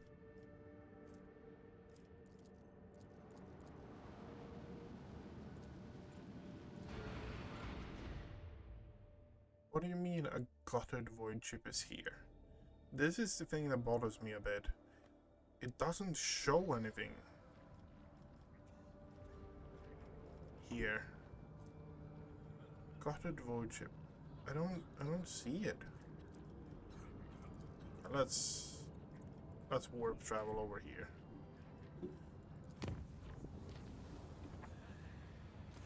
The Medici teams from the lower decks reported the appearance of a dense purple fog that causes people to develop mutant. The Medici teams zealously set to work and started processing the voidsman in quick succession. Okay, so we have something here, but what it is, we don't know. Pirates. Okay. Plundered Void Station. That's the one we already have.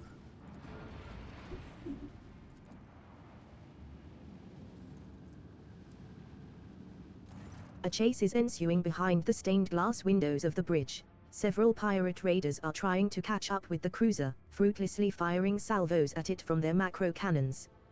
The officers of the auger crew report they're chasing the elusive Contempt. It's a legendary pirate flagship that has been plundering cargo ships around the expanse for several hundred years, masterfully evading patrols and escaping unpunished with the loot.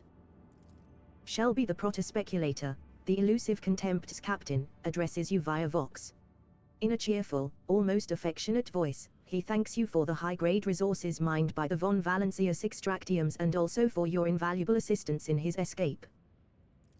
As soon as Shelby finishes his speech, the elusive Contempt swiftly enters the warp, and a powerful salvo intended for his vessel explodes against your void ship's shields instead. Okay, we might actually have ourselves a chase now then, I guess.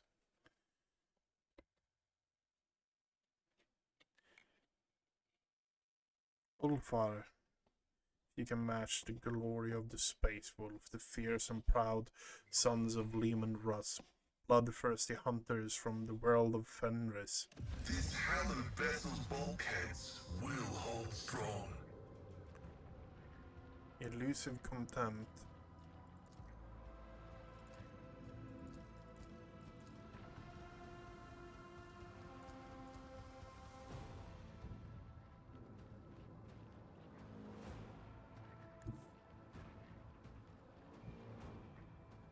Sail upon the seas of void.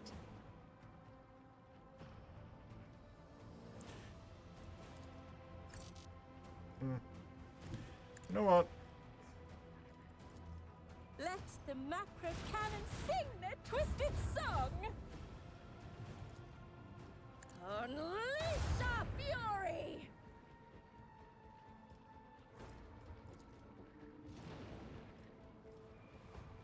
Set course. No. I'm on. Commence torpedo launch. Launch the devastating payload. Engage the lance.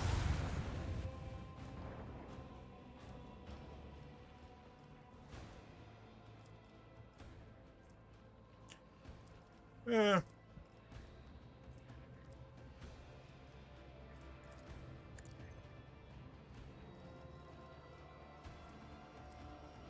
Can I hit them? Steady hand activation. Cooldowns decreased by 1.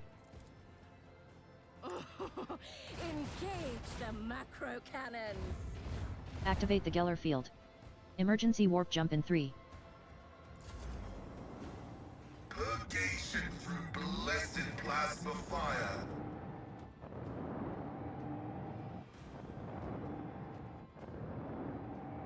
Three.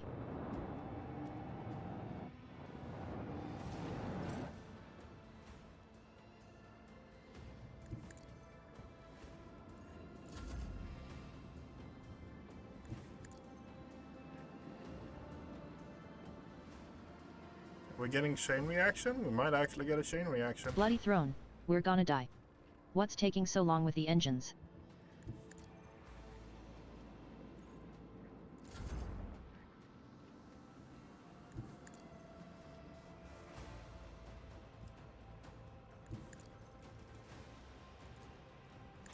Let the macro cannon sing their twisted song.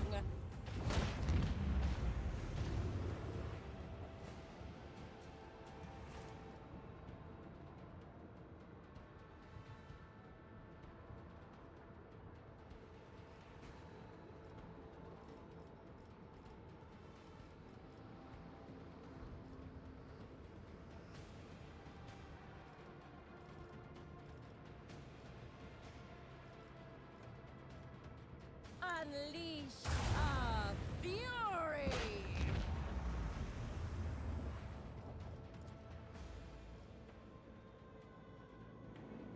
Changing course, disengage. Let's live to fight another day. Oh, no, no, no, no. Don't need to worry about that, honestly. They literally jumped out? Oh my god. Sail upon the seas of void. Drown them in the void.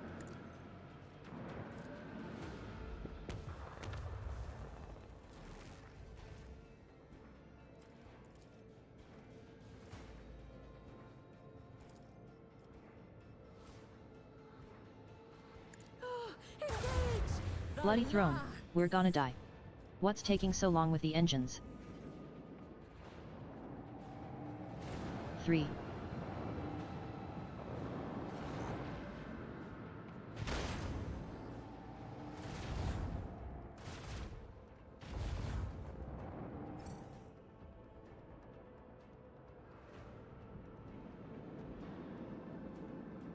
Changing course, disengage. Let's live to fight another day. No, no, my friend. You're not living to fight another day.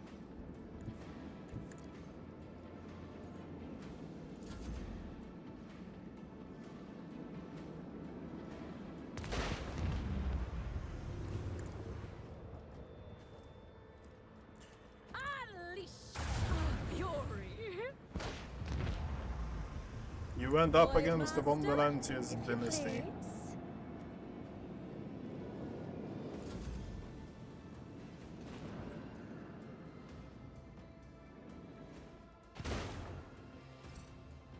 A celestial triumph!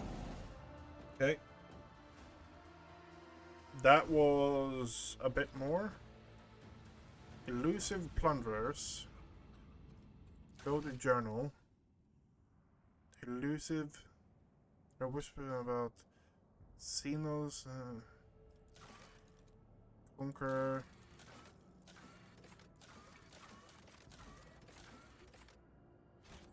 Okay.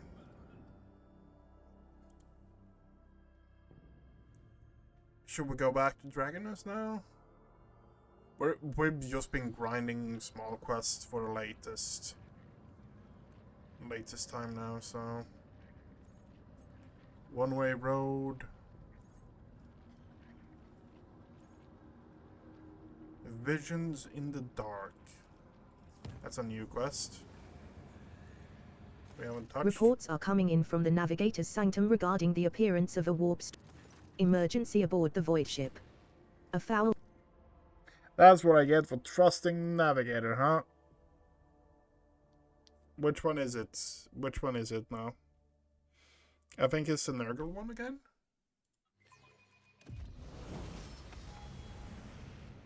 Whisper and be heard. You love the thing. Join me. Your seneschal is... I am your Sherry. The stars are my canvas, and anarchy is my brush.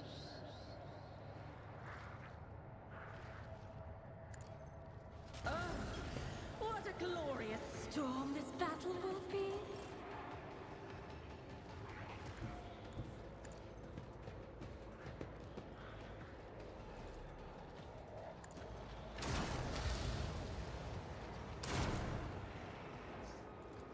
Old style, okay.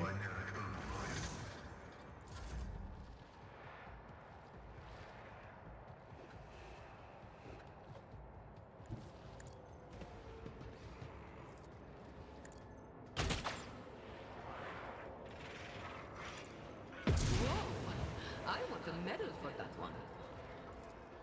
Don't get too cocky.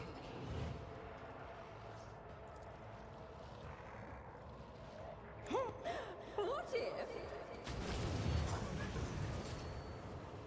A maelstrom of madness! Insects begin crawling under your skin.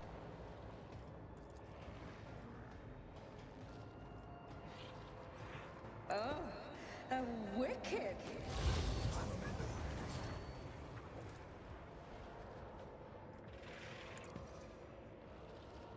Ah, another one is shattered. I hold all the cards. Okay. Let's see. A predictable downfall.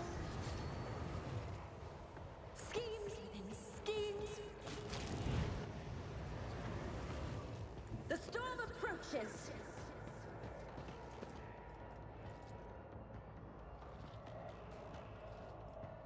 A cheat. Another one is shattered. Okay. Back we go. They're getting easier, that's no question about it. To the point where I'm just like, I'm actually kind of afraid when I get a challenging encounter again. Where are we? We're here. We're going down to this one? Okay. That night, the Lord Captain and some of her crew were awakened by beautiful music. The sound seemed to caress their very minds. Lord Captain, we have found the trail of the elusive Contempt. The ship was sighted in Latoshan's passage. If we go after the pirates right now, we can catch them before those arrogant scoundrels slip away again. Latosha's passage. Oh, it's all the way over there, huh?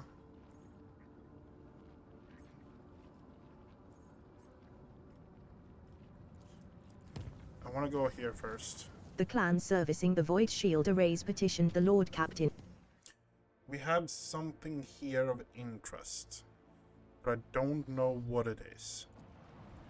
Artificial object.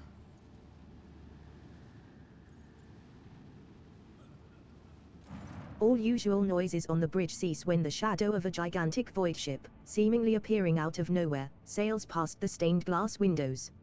It seems forlorn.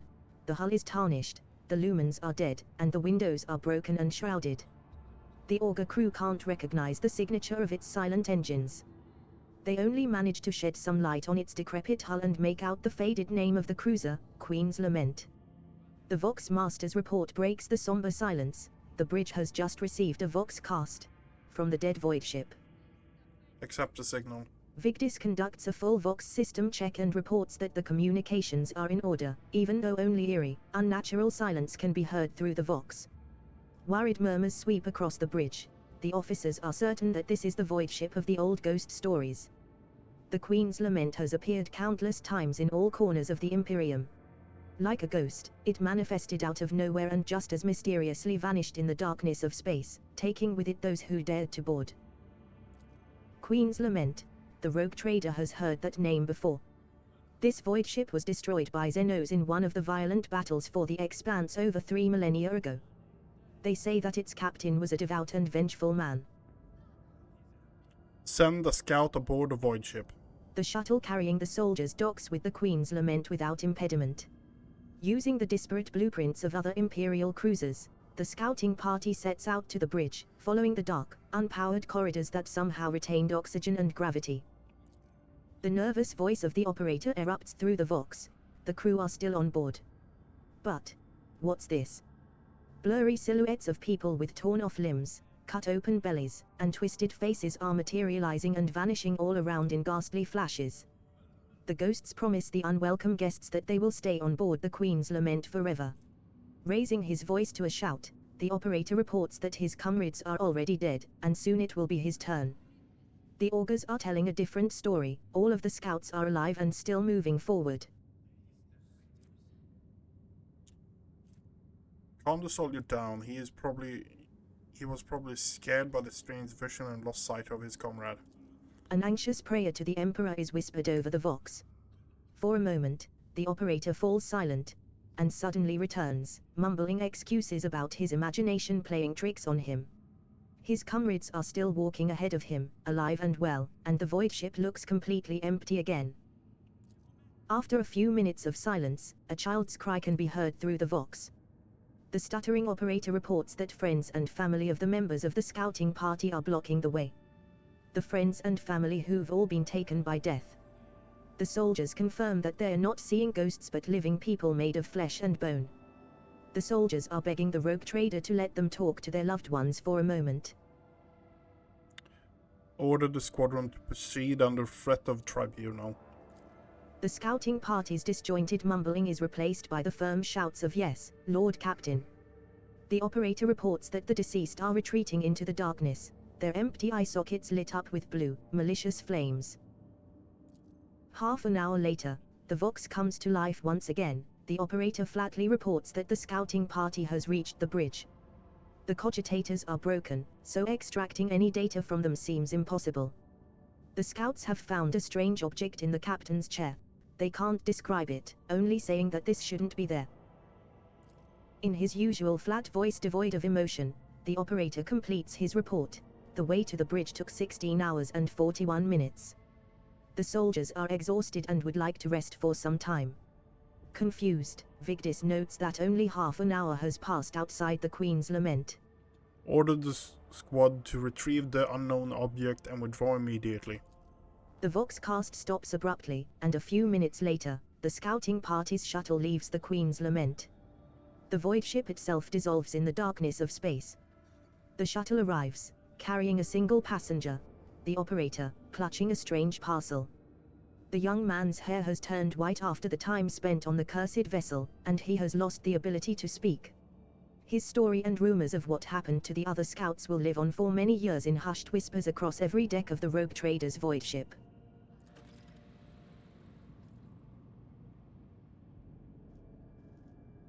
What did he get? What was it he got?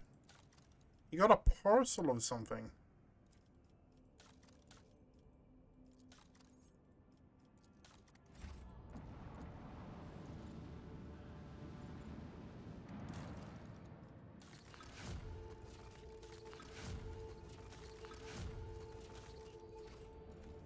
He got a parcel of something, but what was the parcel?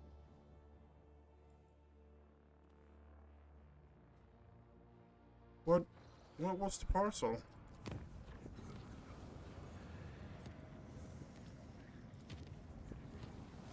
Acolytes of the cult Mechanicus have reported a disturbing incident. All Vox systems on the middle decks started broadcasting otherworldly sounds, whistling a haunting melody.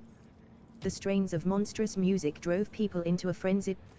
The void ship is in the clutches of the warp elements. A whirlpool has suddenly emerged and is threatening to throw the ship off course and leave the helpless crew at the mercy of the Sea of Souls. In the middle of a warp jump, our sensors... The unplanned maneuver was completed without any casualties or damage. Okay, now let's go after the ship. Let's go after the ship.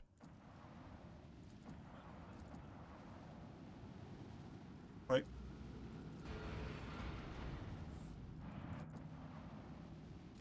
A pirate flotilla has gathered in a system with an especially prosperous extractium. The Augur crew reports that all of the void ships share their signatures with the elusive Contempt. You hear a familiar cheerful voice from the Vox. Shelby the protospeculator sighs theatrically. You're hot on his heels, coming between him and his fortune.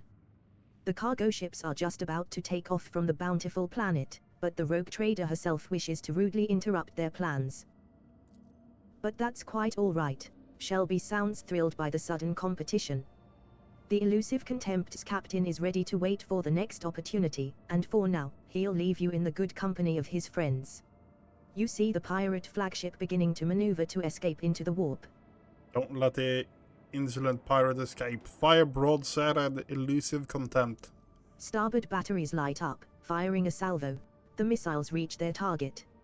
Despite a direct hit, the elusive Contempt manages to slip away once more, though it won't recover from the damage anytime soon.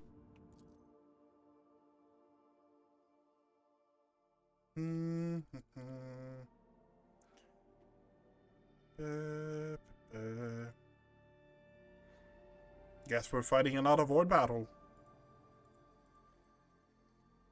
We will have a lot of Hold fast. Our pirate... faith will be tested. Oh, we actually have some bigger ones this time.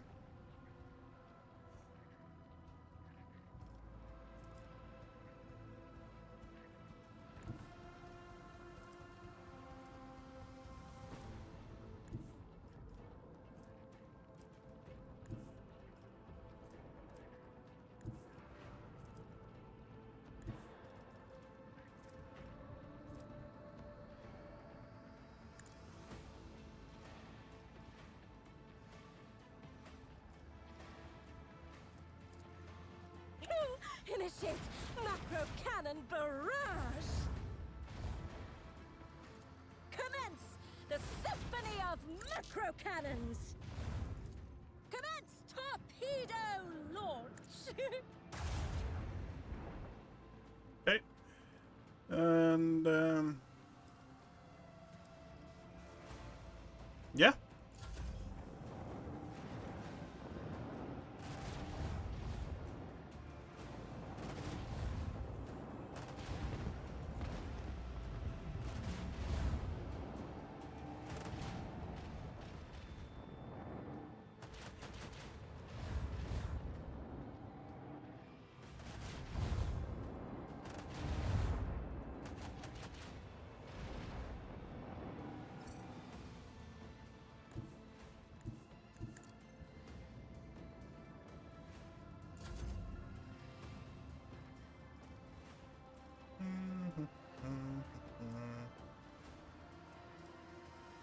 don't think that's going to help us now.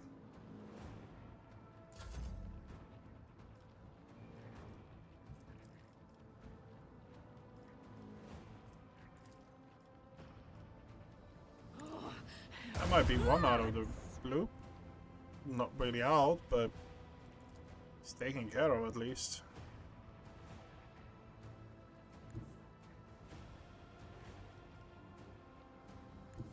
Sail upon the seas of void.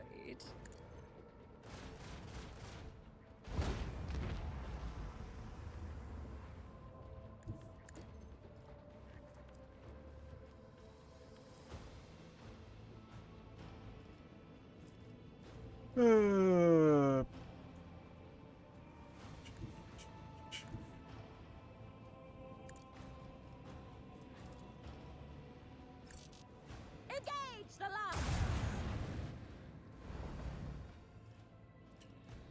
And can we do that? We can do that right there, right?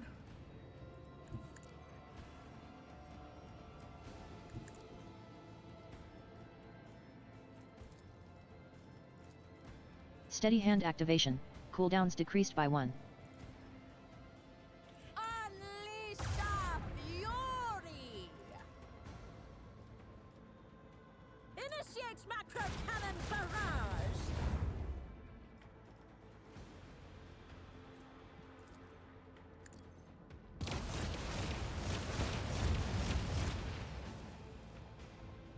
One HP on you, huh?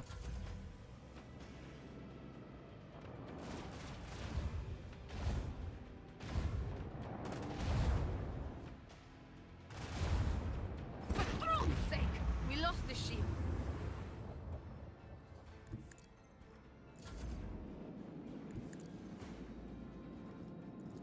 Let the macro cannon sing that twisted song. Engage the lance. Another victory for the Von Valancius dynasty. Almost rank 10 on the ship. The ship keeps leveling up and we keep destroying things with it. Okay. Back to Dragon as we go. Back to Dragon as we go.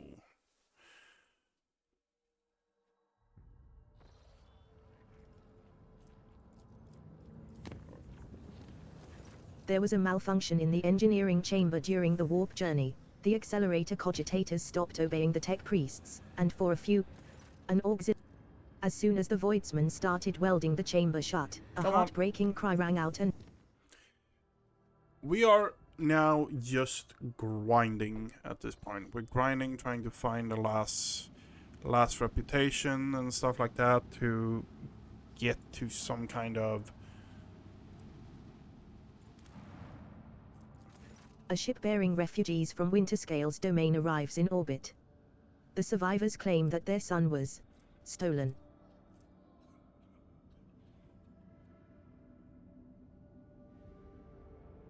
Buy the refugees with supplies and send them away. Yep. Thanking the rogue trader, the destitute set off on a new journey, having left parting gifts. What did they leave?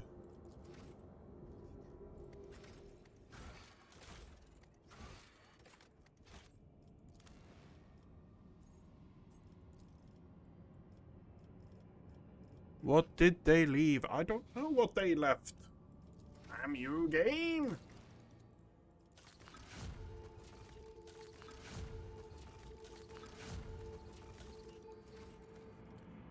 So, I didn't get a note that I was supposed to get, or a parcel, and I didn't get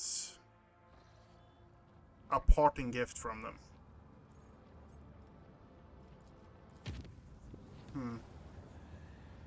Lord Captain, the Astropathic Choir has received word about a pirate fleet that is preparing to attack one of our richest extractiums.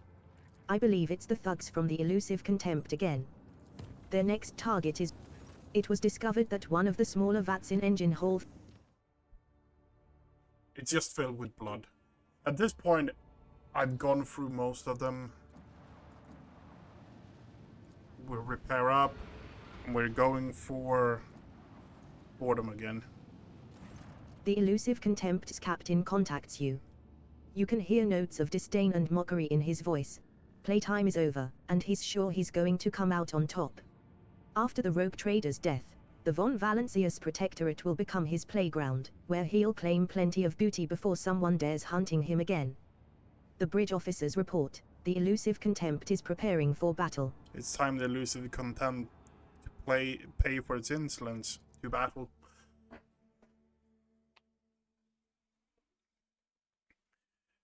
We might not have ultimates. That's a fair point. We might not have the ultimates we can just throw at him, like the torpedoes or something like that. I think we should be fine anyway. Let us purge your enemies, rogue trader. But I'm first, so that makes it so I have. Okay, we have our ally ship here with us. Let's look at this. So we have a Claymore class, we have the elusive Contempt, only 350, I thought it would be more.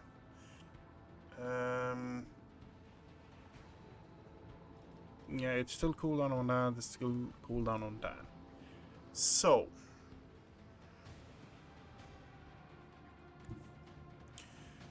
what I want to do is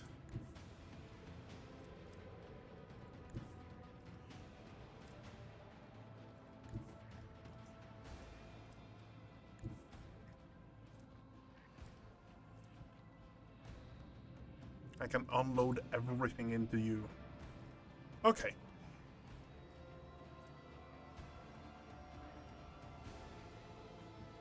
Yeah, sure. The destination is snow.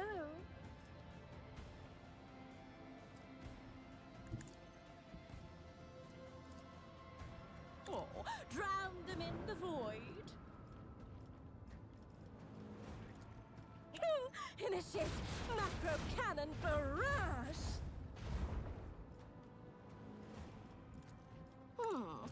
Let the macro cannon sing their twisted song. Okay, and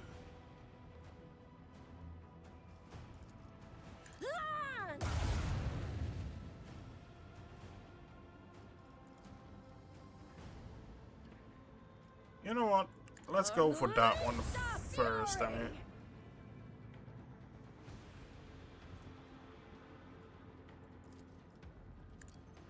Steady hand activation. Cooldowns decreased by 1.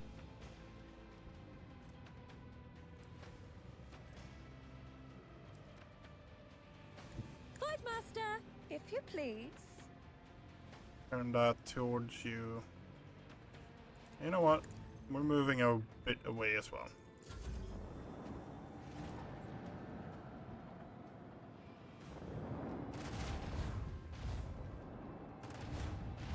Yeah, throw everything at me.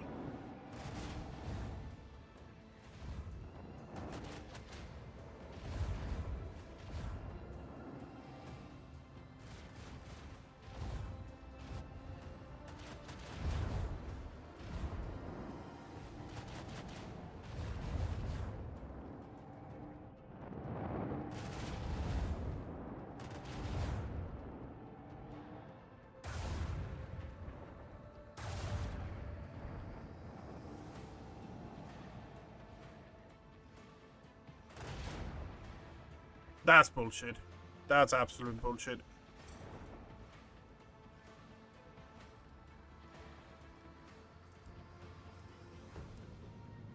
So we have one there.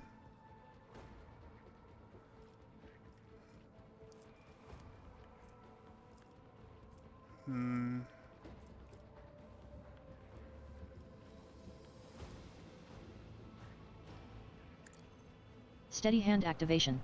Cooldowns decreased by 1.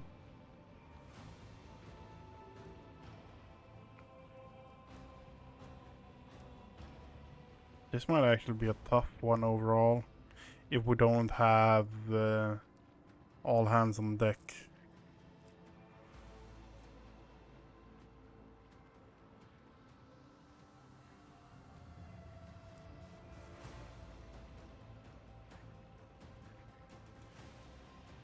I think it's going to come to this. It's going to come down to us actually making use out of everything we have. Okay. Initiate macro cannon barrage. I'm going for the big boys first. Engage the last. Because if we can go for the big boys first, that Commence means the symphony of macro cannons.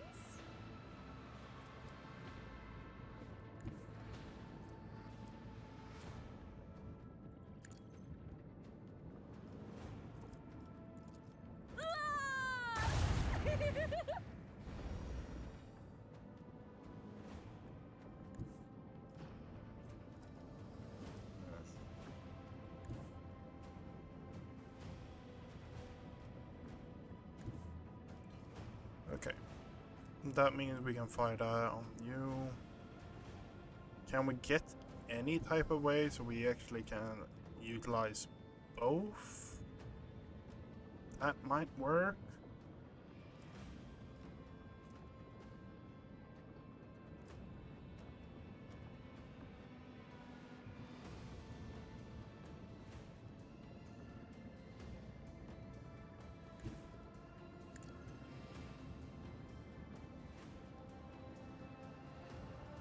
Do that. Steady hand activation.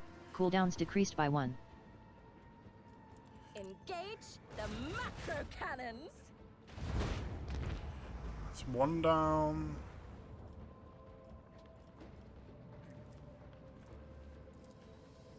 Unleash our fury. 2 down.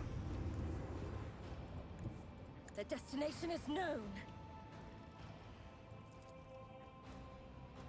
I don't think it's enough to take out. Macro cannon barrage.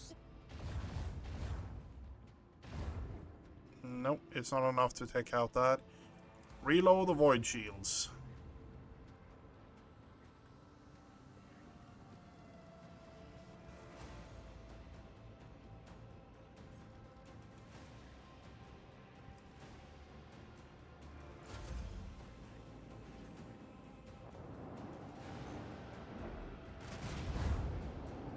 Shireen, your void ship's being torn apart. Yeah, I know.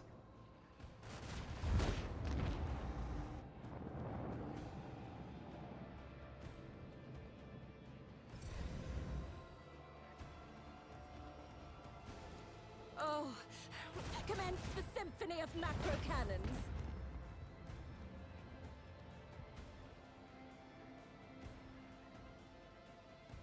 The Void Master, if you please.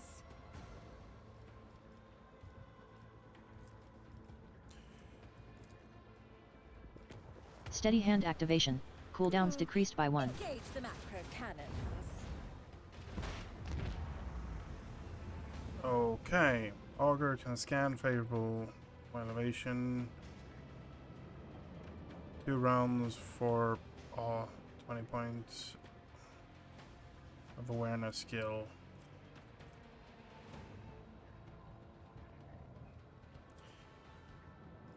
I don't know how to actually deal with the last one.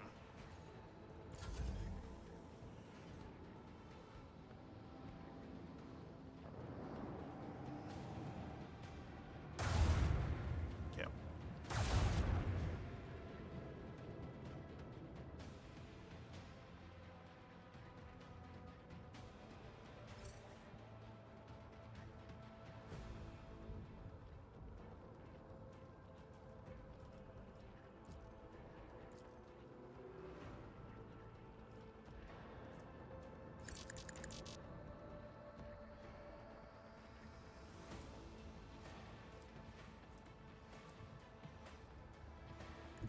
The destination is known.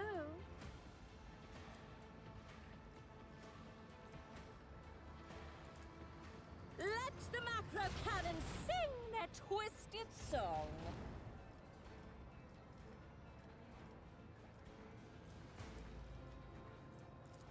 Commence torpedo launch.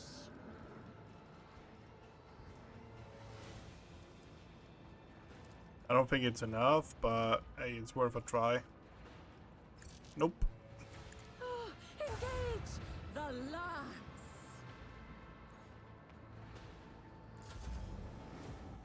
Yeah.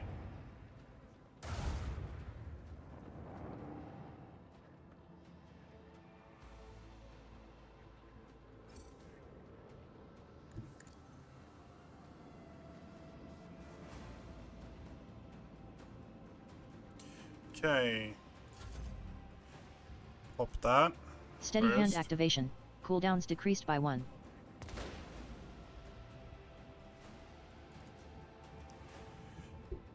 Commence the symphony of macro cannons!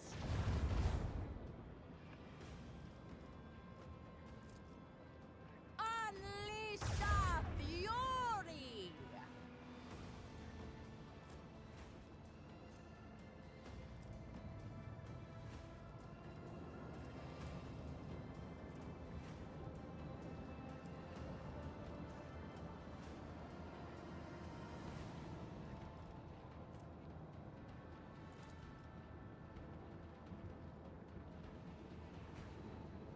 If I get here, can I actually fire upon you? No, I need to be like here to actually fire upon you. Can you make use out of that in any good way? It's if I sit here and... Okay. So we are going to first... We're going to first move here.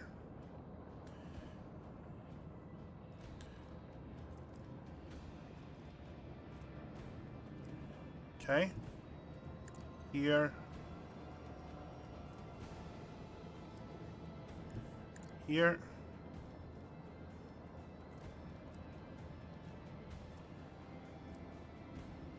Sail upon the seas of void.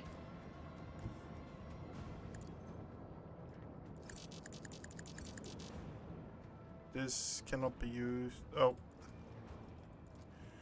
Steady hand activation. Cooldowns decreased by 1.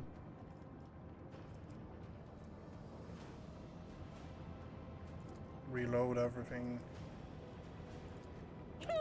Initiate macro cannon barrage.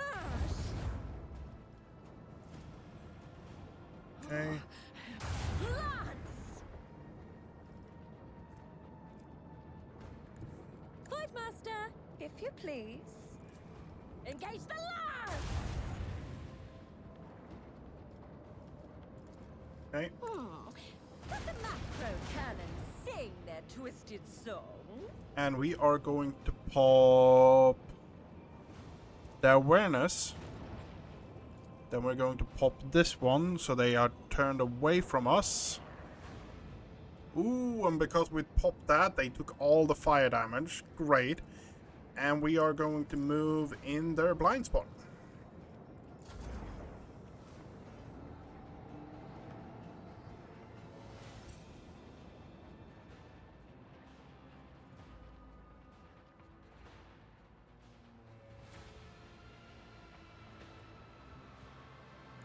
Okay, can we do this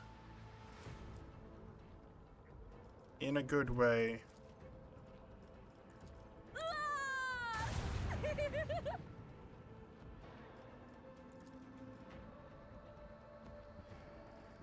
We are going to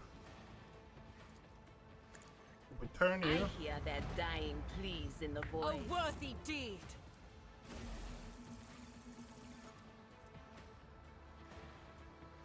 $44. That's a lot of them. Oh, but that was a rough fight. That was a rough fight, but hey, that was a good one. Provision, weapon, cargo.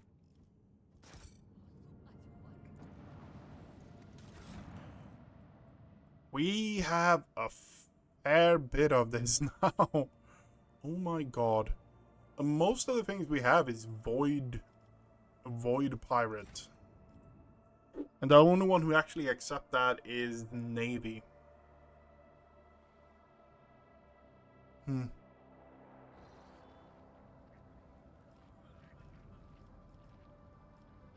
Let's do this. We need to repair. Yes. Upgrades. Maximum overdrive. I don't like the maximum overdrive because that is just speed by 2. This bonus. Oh, so that is just, it's more mobility. Yes, more mobility. Okay, fair enough.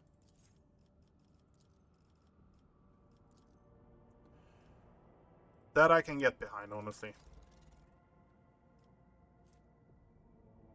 Upgrade the RAM? No. We're not going to be using the RAM. Okay, so... The steady rhythm of life aboard the vessel was disrupted when, on the 4th watch of the voyage, the lower decks had their gravity reversed. We are now at the stage where we don't really have... we have grinding to do if we want to get everything we want.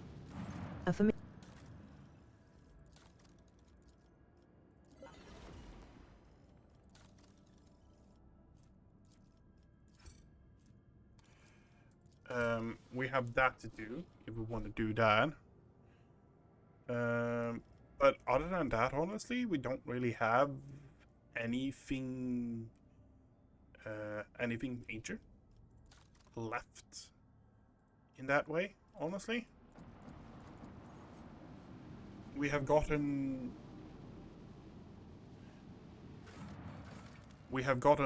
most of the things we want from everything. You could make an argument that we want more of specific things. We want more reputation. We want everything, but at the same time, we can't really get everything. So it's a bit of that as well.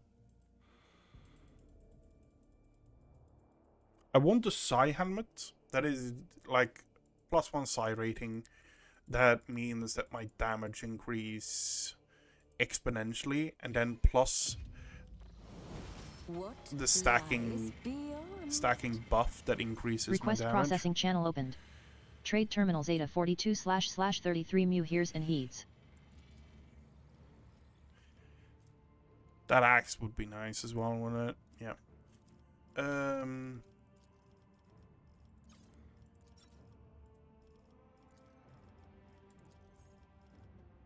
3,000.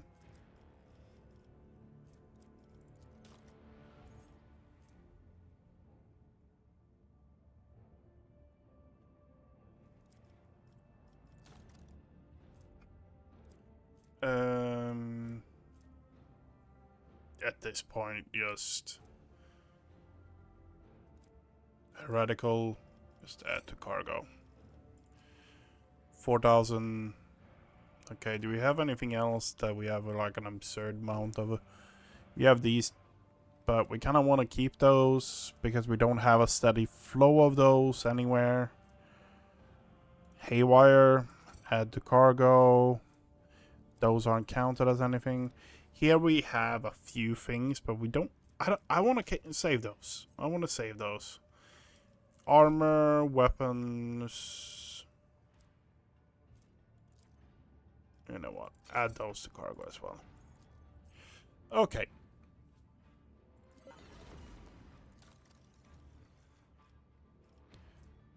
Parry. Dodge test. Controlled shot. Any enemy adjusts. Okay. We have a solar staff. That is 15 willpower. The wielder in the stand gain Inferno ability. The power level is affected by very few creatures suffering from burning. And for every 2 creatures suffering from burning in combat, the level of the staff is increased by +1 and the willpower bonus is increased by +2. Okay, so that is really, really good. Is that the one we have? I don't know. We're buying it anyway. Whenever the wearer hits with melee attack. Okay.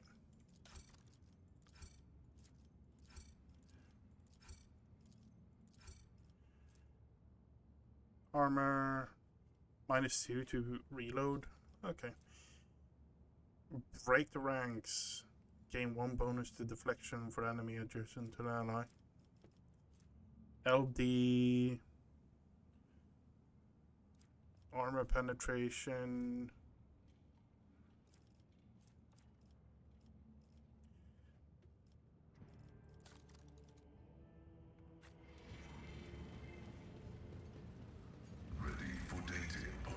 Okay, so we got a few really good items. World, I am the rogue thread.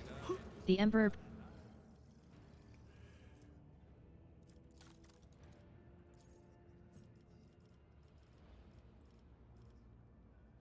Okay, so we have still a fair bit of Xeno artifacts.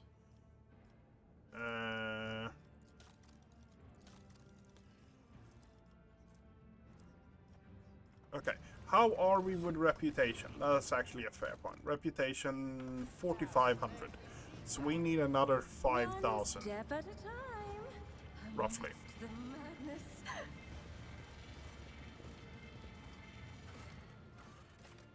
We're going to Fellowship of the Void to trade in. I think Fellowship of the Void is the only one that actually have anything of interest for us compared to Casbalican. Casbalican? It's a tongue twister, that's for sure.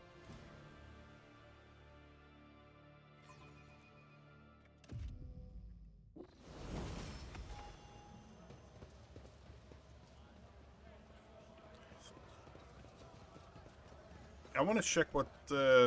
I do this every time, don't I? Believe. I'm only carrying out the duty. Okay, so we have emergency drill, free attacks.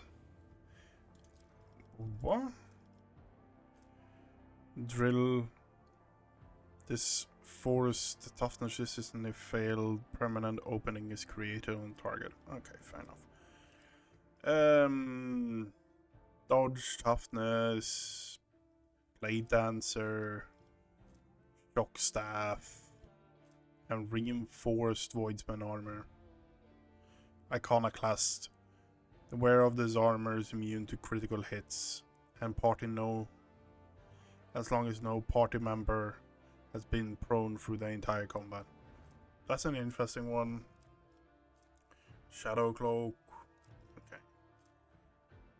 Impeccable Tempest. Last gun deals +10 to enemies with more than 60% damage. Okay. There will be no peace. So nothing that is like punching us in the face. Yes, those are good. Welcome back. We have a few things in here that actually, that shotgun for example looks interesting.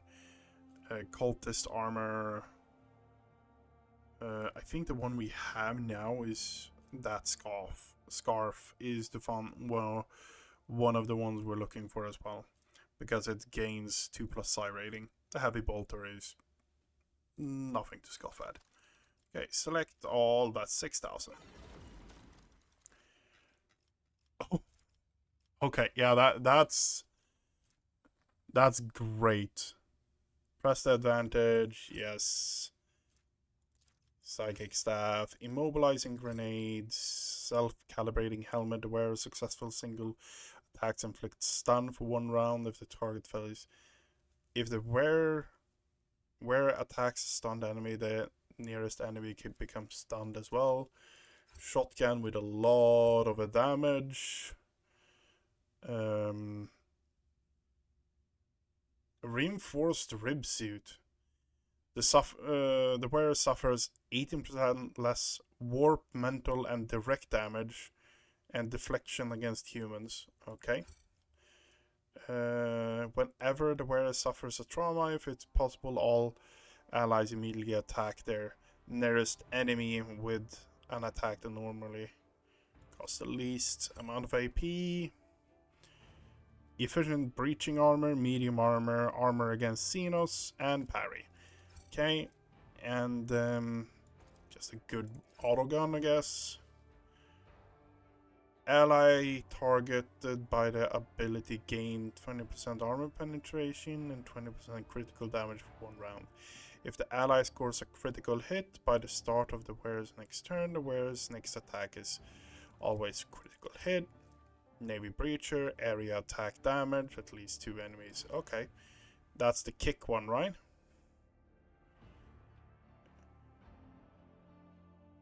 At least 2 enemies within a 2-cell radius. The wearer, for the first time during the round, the wearer gain 2+ AP for this attack.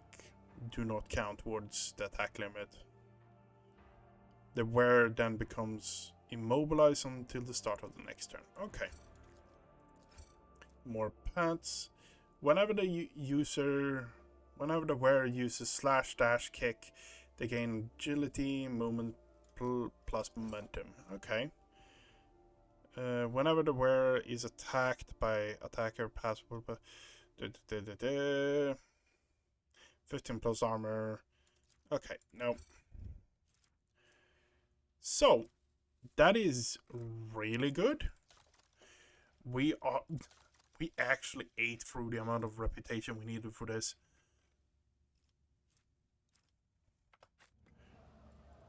That's a fair point. Welcome back. How much is the jump now? It's... If we just do... If we literally just do this...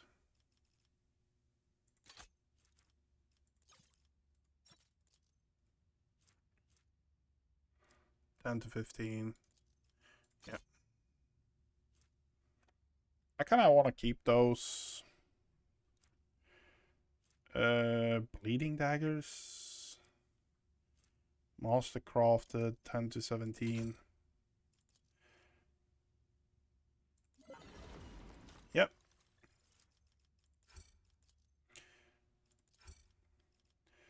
Great. Okay. What are you doing? Eavesdropping. Kibella, what boots do you have? You have those boots. Those boots are made for walking. But those boots are made for you. The wear boots gain parry and reroll failed dodge tests.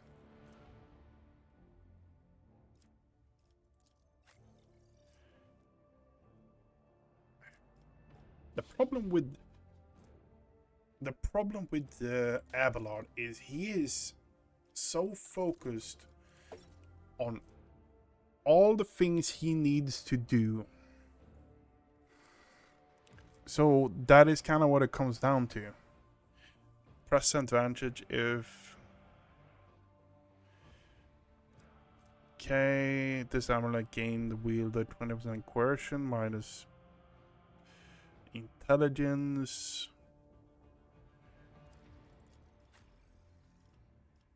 Pascal.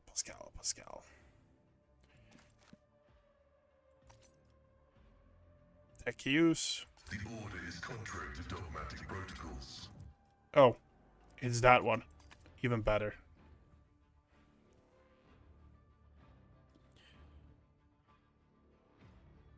Okay.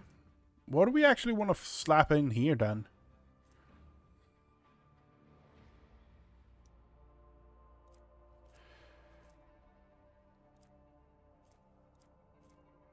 I thought I would actually found some... enemies target by the wearer's psychic ability must pass willpower. Within the suffer minus penalty or suffer bleeding and blind. Okay. I don't have anything that is like, oh yeah, that's perfect for you, Pascal. Each consecutive turn has not spent a movement point.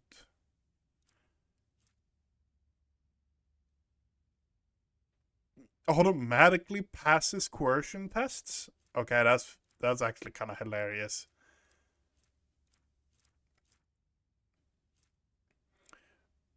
Whenever the wearer kills an enemy with blade hands after reducing the enemy, where it becomes staggered. Okay. Plus Medicae for each kill. That's actually kind of interesting on Pascal. You have 3 plus plasma damage, inflict 10 levels of bleed, more movement speed. I don't know if we can actually slap something else on you to improve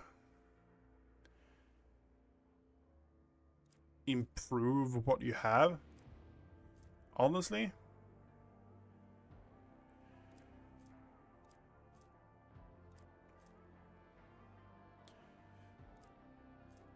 Whenever the enemy attempts to make an attack of opportunity against the wearer, push them back 1.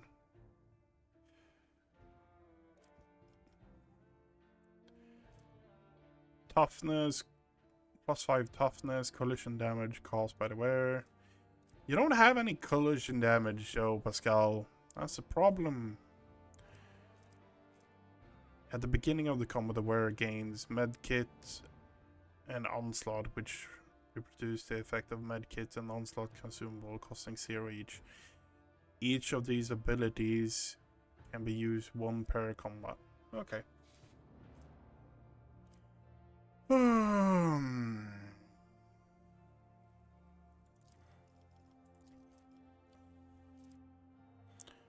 Hot on the trail. Whenever the wearer's hot on the trail, extra turn is triggered. Yeah. The just free flat movement speed, I guess, is the best one for you. I like having bleed effect on you because it actually adds a bit extra.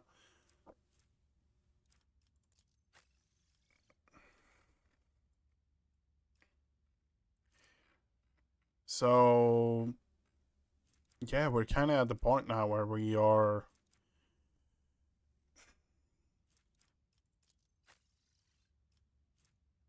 That's 28 extra % damage. In the first round, the wearer number of additional attack equal to the psi rating.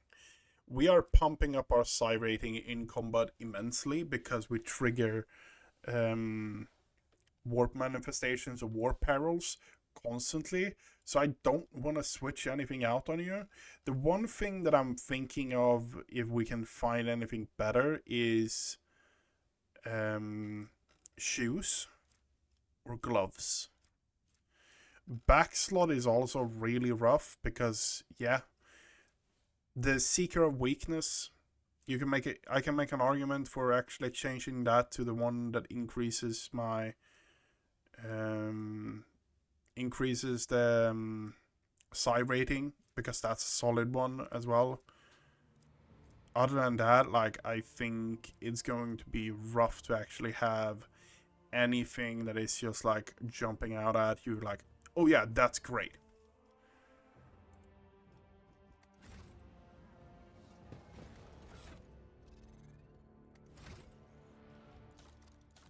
Reputation. Fellowship of the Void. To get the next rank is roughly 1,000. Wait, there.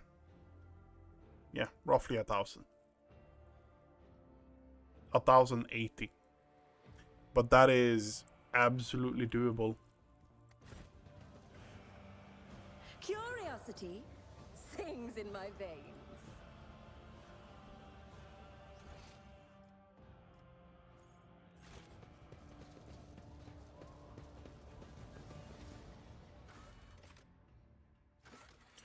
Return to the ship.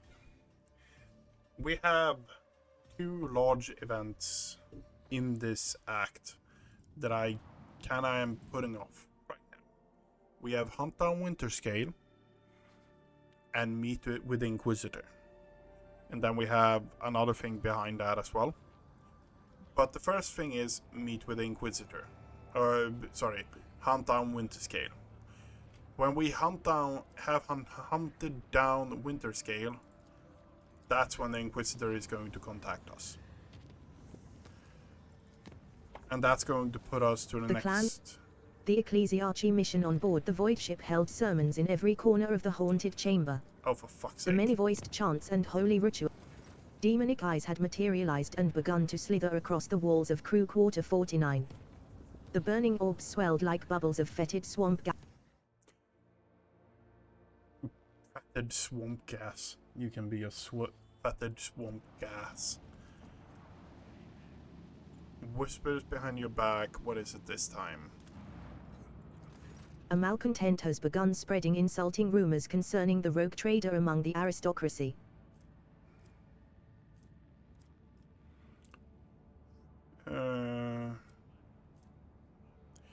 Deprive the entire colony's aristocrats of their privilege.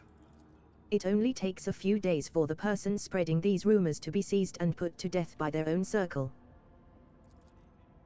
Yep, that's how you deal with them. Punish everyone and they will find the person themselves. That sounds real.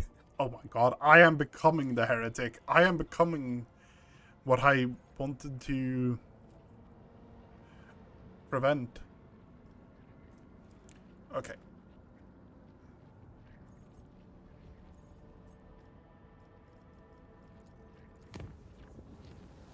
Acolytes of the cult Mechanicus have reported a disturbing incident. All Vox systems on the middle decks started broadcasting otherworldly sounds, whistling a haunting melody.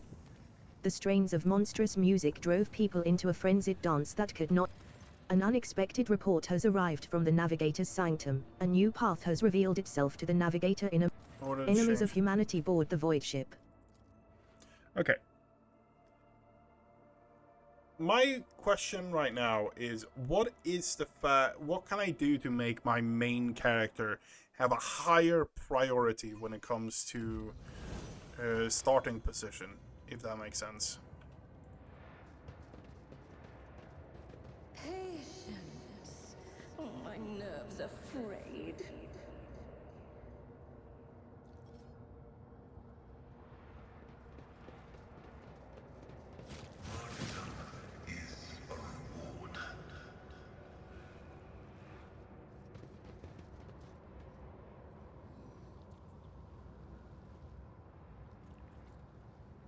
Let's make a deal. This galaxy is my playground. The one... I'm like, what can I actually replace the gloves with? We don't have any good gloves for me to actually replace the ones I have.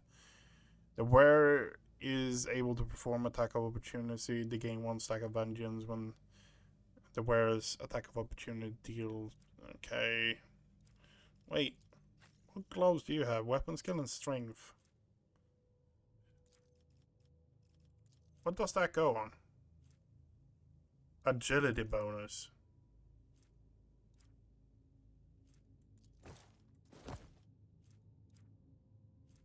Eh?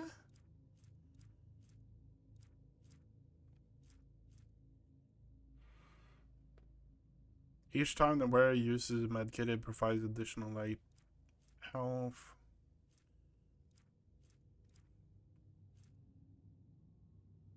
Where it hurts. What it hurts? Oh yeah, that's the executioner's ability.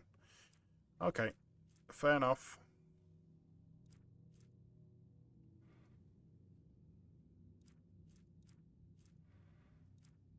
I'm tempted to actually try to make some kind of like combat soldier or something like that.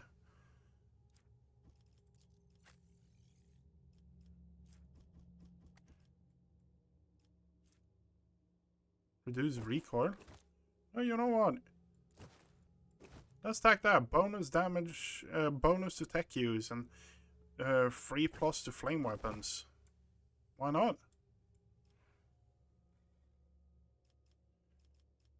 Do we have anything in the helmet way that actually would support that? Because range attack is +2. 16. So it does really almost nothing. Okay, that's kind of annoying.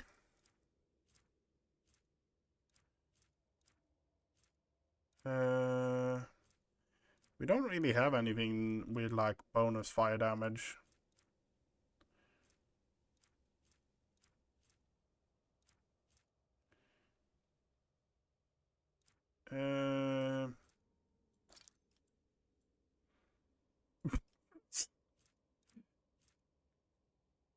Okay, so those are good for one simple reason. Those are good because you apply bleeding, you apply fire effects on your targets. Area of attack. Area of attack. This one uses flame shot, burst fire.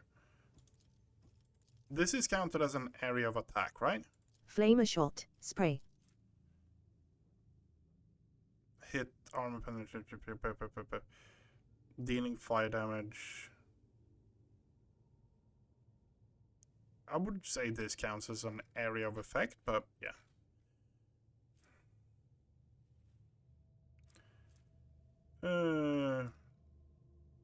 Let's see how it goes.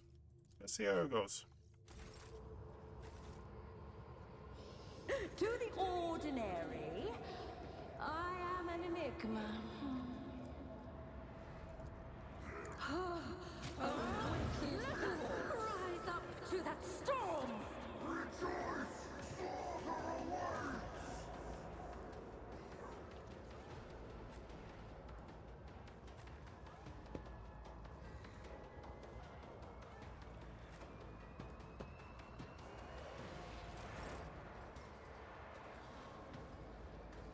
Okay, I guess we have him there.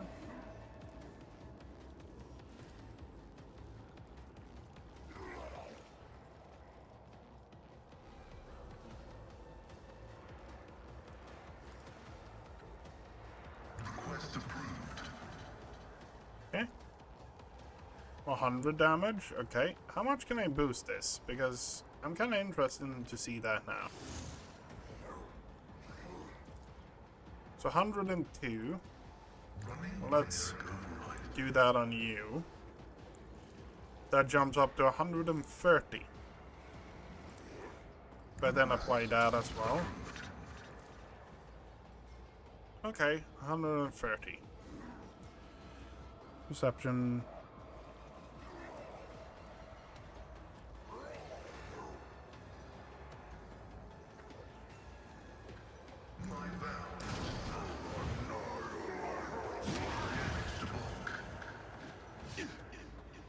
One fewer target.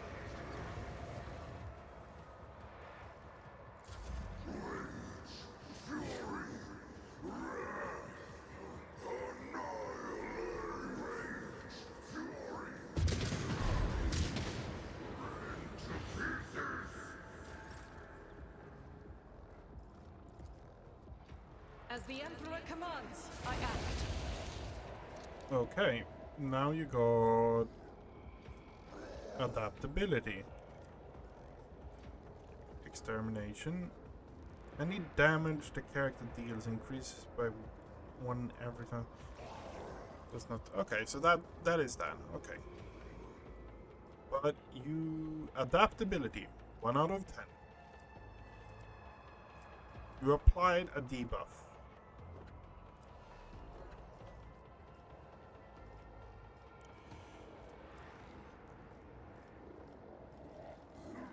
Faith without deeds is worthless. No, you did not apply a debuff. Okay, fair enough.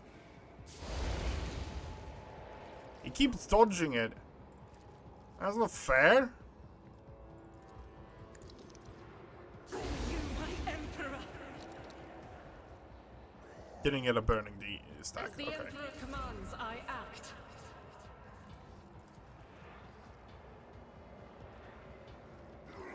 You've got a problem? I've got a prize.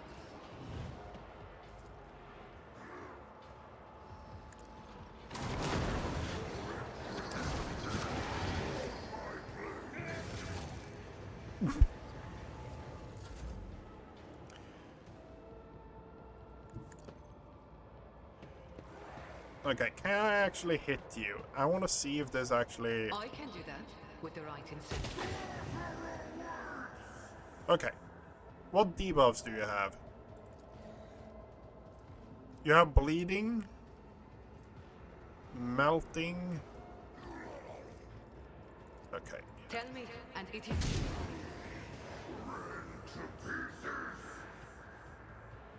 Me? Never in 1,000 sectors. Come on, that one. How about none?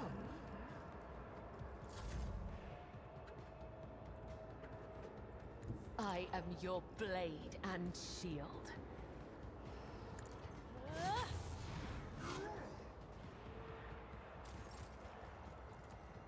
The air is filled with evil whispers. Okay. Another stroke of genius!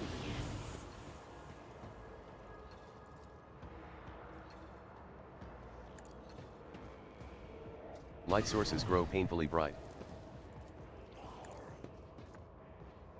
The air temperature drops a few degrees. Okay. In this tapestry of a world, I am the ring. That's interesting. So the combat lasts as long as Octavia actually doesn't get her turn. That's kind of hilarious in my opinion.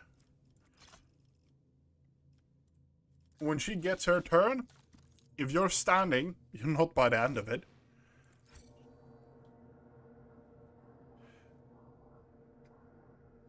What? What?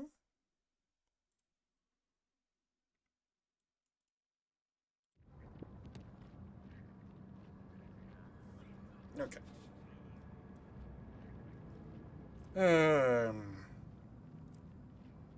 We are going to do this. We are going to park ourselves. The vessel's confessor. The holy procession, in full accordance with Ecclesiarch's liturgical canon, rekindled the faith in the Voidsmen's hearts and renewed their belief in the God Emperor's benevolent power. The whispers subsided, and the crew is ready to face the potential dangers with courage and fervor. We are going to park our ass right here. Because tomorrow we're going in and doing the Winter Scale quest. There are quests related to that as well, but those are the ones we're doing tomorrow. That's going to take probably 2 to 4 hours, probably. And yeah, that's going to be it for me today. I want to wish everyone a good night, and I hope I see someone around. Good night, everyone.